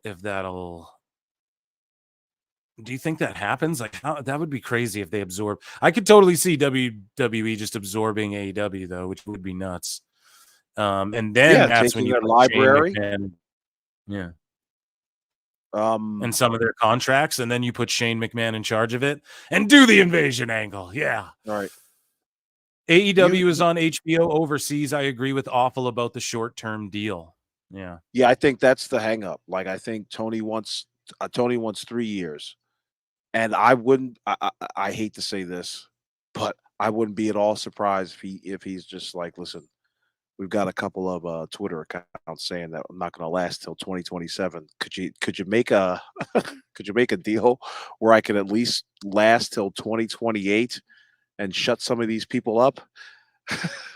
Awful. You think he's in these meetings thinking about you? You fucking mark! No, I'm just kidding. No. But yes. I mean, Yes. if he's thought enough to hit the block button on me, that means, I said something untoward about his company. He didn't like it. Yeah, it's only a matter of time until he fucking blocks me for having you on the show all the time, dude. It's What are you trying to get him on your show? I mean, I'd have him on. Absolutely. I bet you would ask him softball questions. No, I wouldn't, dude. No, I would not. I absolutely would not. I would keep it a bean. I would tell him, like, dude, I wouldn't be like, you fucking, oh, Tony Khan, you're great. I wouldn't offend the dude to his face, guys, but I'm telling you the truth. I would ask him, like, bro, you're wearing a WBD hat. You're showing up in these things. There's no motion. What's going on? Like, I understand you don't want to reveal your personal dealings, but like, I would ask him, why do you guys make such a fuss about the TV fucking ratings? But then when they come out, like, you know what I mean? You guys hype that up, but then everyone wants to tell us it doesn't matter. What do you make of that? Like, what do you think of when these toxic accounts on either side, Awful Wrestling or your side? I would ask them all kinds of. I wouldn't back down from shit, dude. I would fucking ask him everything, and I would ask him about freezing contracts. I would ask him about how WWE clearly inspires his. Phil would totally his throw production me under the bus in order to appease Tony Khan. No, I would say, what do you feel about both? God. Like when you see an account like a fucking real one, and then you see an account like an Awful Wrestling. What is the like? Are you are you focusing on these people? Is it just noise? Do you take the time to block them? So is that some of these people offer valid criticism too, and they feel as though the fact that you won't address it is why they have these accounts spawning up. AEW disciplinary and all this shit. I would ask him that 100%. I wouldn't fucking be afraid, dude. I'd send him we'd drink a White Claw, dude. Would you send me a StreamYard link? I would. I wouldn't ambush anyone like that. I wouldn't ambush anyone like that. No, because he would have to agree to it. He Phil would never does not agree to know that. good radio. No, I do. I absolutely exactly do. But what listen. No, I absolutely do. Listen, dude, but I'm not that much of a prick. Here's the thing. Especially with some of these conversations, I like to just one-on-one them. I just interviewed Killer Kelly, TNA Knockout, former WWE superstar. You guys need to check that out. The last Pro Wrestle Times podcast. Yeah, I interviewed Killer Kelly. It was awesome. And I like to just do that kind of one-on-one the first time, and then maybe bring some folks in or something, but I wouldn't ambush him. He would have to agree. Yes, Awful Wrestling can come on the show and ask him questions too. And I know that would make great radio, but I don't know, bro. What you do I that would the be second direct, time, but I you know? wouldn't be. I wouldn't be rude. I would be Just the completely fact your name's direct. awful is rude, dude. That's the thing. You'd be like, well, what the fuck? Oh, come on now. But I wouldn't back down. I'd literally hit him with a. I wouldn't fucking. I'd hit him with a. This is great, dude. And I wouldn't just be like, no, come on, you're a con man, piece of shit. People think you're racist. What do you think of that? Like, I wouldn't go into all be weird, Right. you know. But I would press them a little bit. Like, I'd be like, come on, dude. You know, like, I love this thing, and you lost that thing, that fucking, you know what I mean? And I would ask him for surely. You called WWE the Harvey Weinstein. That's not really a that's not like a light joke, you know. It's not like a fucking Right. thrown around family type of joke that you just throw around. And then now you're saying you do a crossover. So, as Hurricane Tony, would is say, it true that what's you up with wank dogs? that? Is But, that true? yeah, but hopefully it happens. Let's manifest it. Hey, he'll go on fucking channels with 1,000 subs, and they don't ask him shit. So come on No, this they show, don't. and you might convince more people to go watch AEW, like I'm trying to do every fucking week, Tony Khan. At least I'm doing this watch along, and people are at least watching the shit on mute so they can hear me like point the shit out and laugh about this and that and awful, you know? So I don't know, man. I'd say check us out. And he hasn't blocked me. I don't know. He's blocked a bunch of people I know in the IWC, ain't blocked me. So I think he knows Because you're a middle of the road maudlin. Yeah, I'm a fence sitter. Yeah. Yeah. No, but yeah, I mean, I do choose sides on certain things, but I do want certainly AEW to be do. successful. Yeah, I do want AEW to be successful though, and that's like I genuinely fucking mean that. Whereas I get other like awful, you genuinely don't. You want that shit to die. So I get why A company you'd be that intimidated absorbed by it. a company that has already absorbed two other companies. You want that to succeed. All right. I Makes mean, sense. yeah, I don't know. They could do something with it. WWE absorbed a bunch of shit, and then it took them time to do stuff with the ECW and the WCW stuff, and they fucked it up for tons of years too. Until now, the WCW like is the themes of the NXT PLEs or TV specials or whatever. Now they found the right lane for that. So it's not like 10 years down the road, if fucking Tony Khan sells the thing and someone takes it over, who knows what the fuck they're doing, like a WWE or something, and they, I don't know, that would be success. No, selling to the WWE. I think that's like That Tony would be Khan's, assuming that AEW was going on the same starting blocks as WWE did back in the day. This is a whole new era of television, production, wrestling. You know, people have short attention spans. This is why I gave the company, up to 2027, because no one's going to want to be taking this kind of this type of entertainment for too much longer. It gets boring.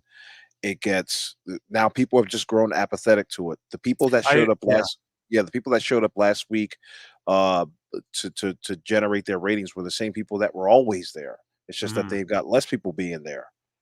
Yeah, and that's how I'm feeling. I'm starting to feel like lethargic watching. I'm like, okay, I'm not really invested in any fucking thing. And I don't know. It's tough. I'm not gonna lie though. The Monet Baker stuff, I'm kind of into that. I'm feeling it. I like it. With Camille, that's good stuff, I guess, for me. But no, throw me a line here. I'm dying over here. Okay, guys. Well, listen, it's been a long 3-hour show. And I just appreciate you all for being here. 3-hour show. I officially have the blue check on X as well. So next time we do it. So Grifter. Now I have Grifter, exactly. Now what I have to do is take all engagement farmer. I accumulated all of these bookmarks throughout the week, and I fucking Elon Mark.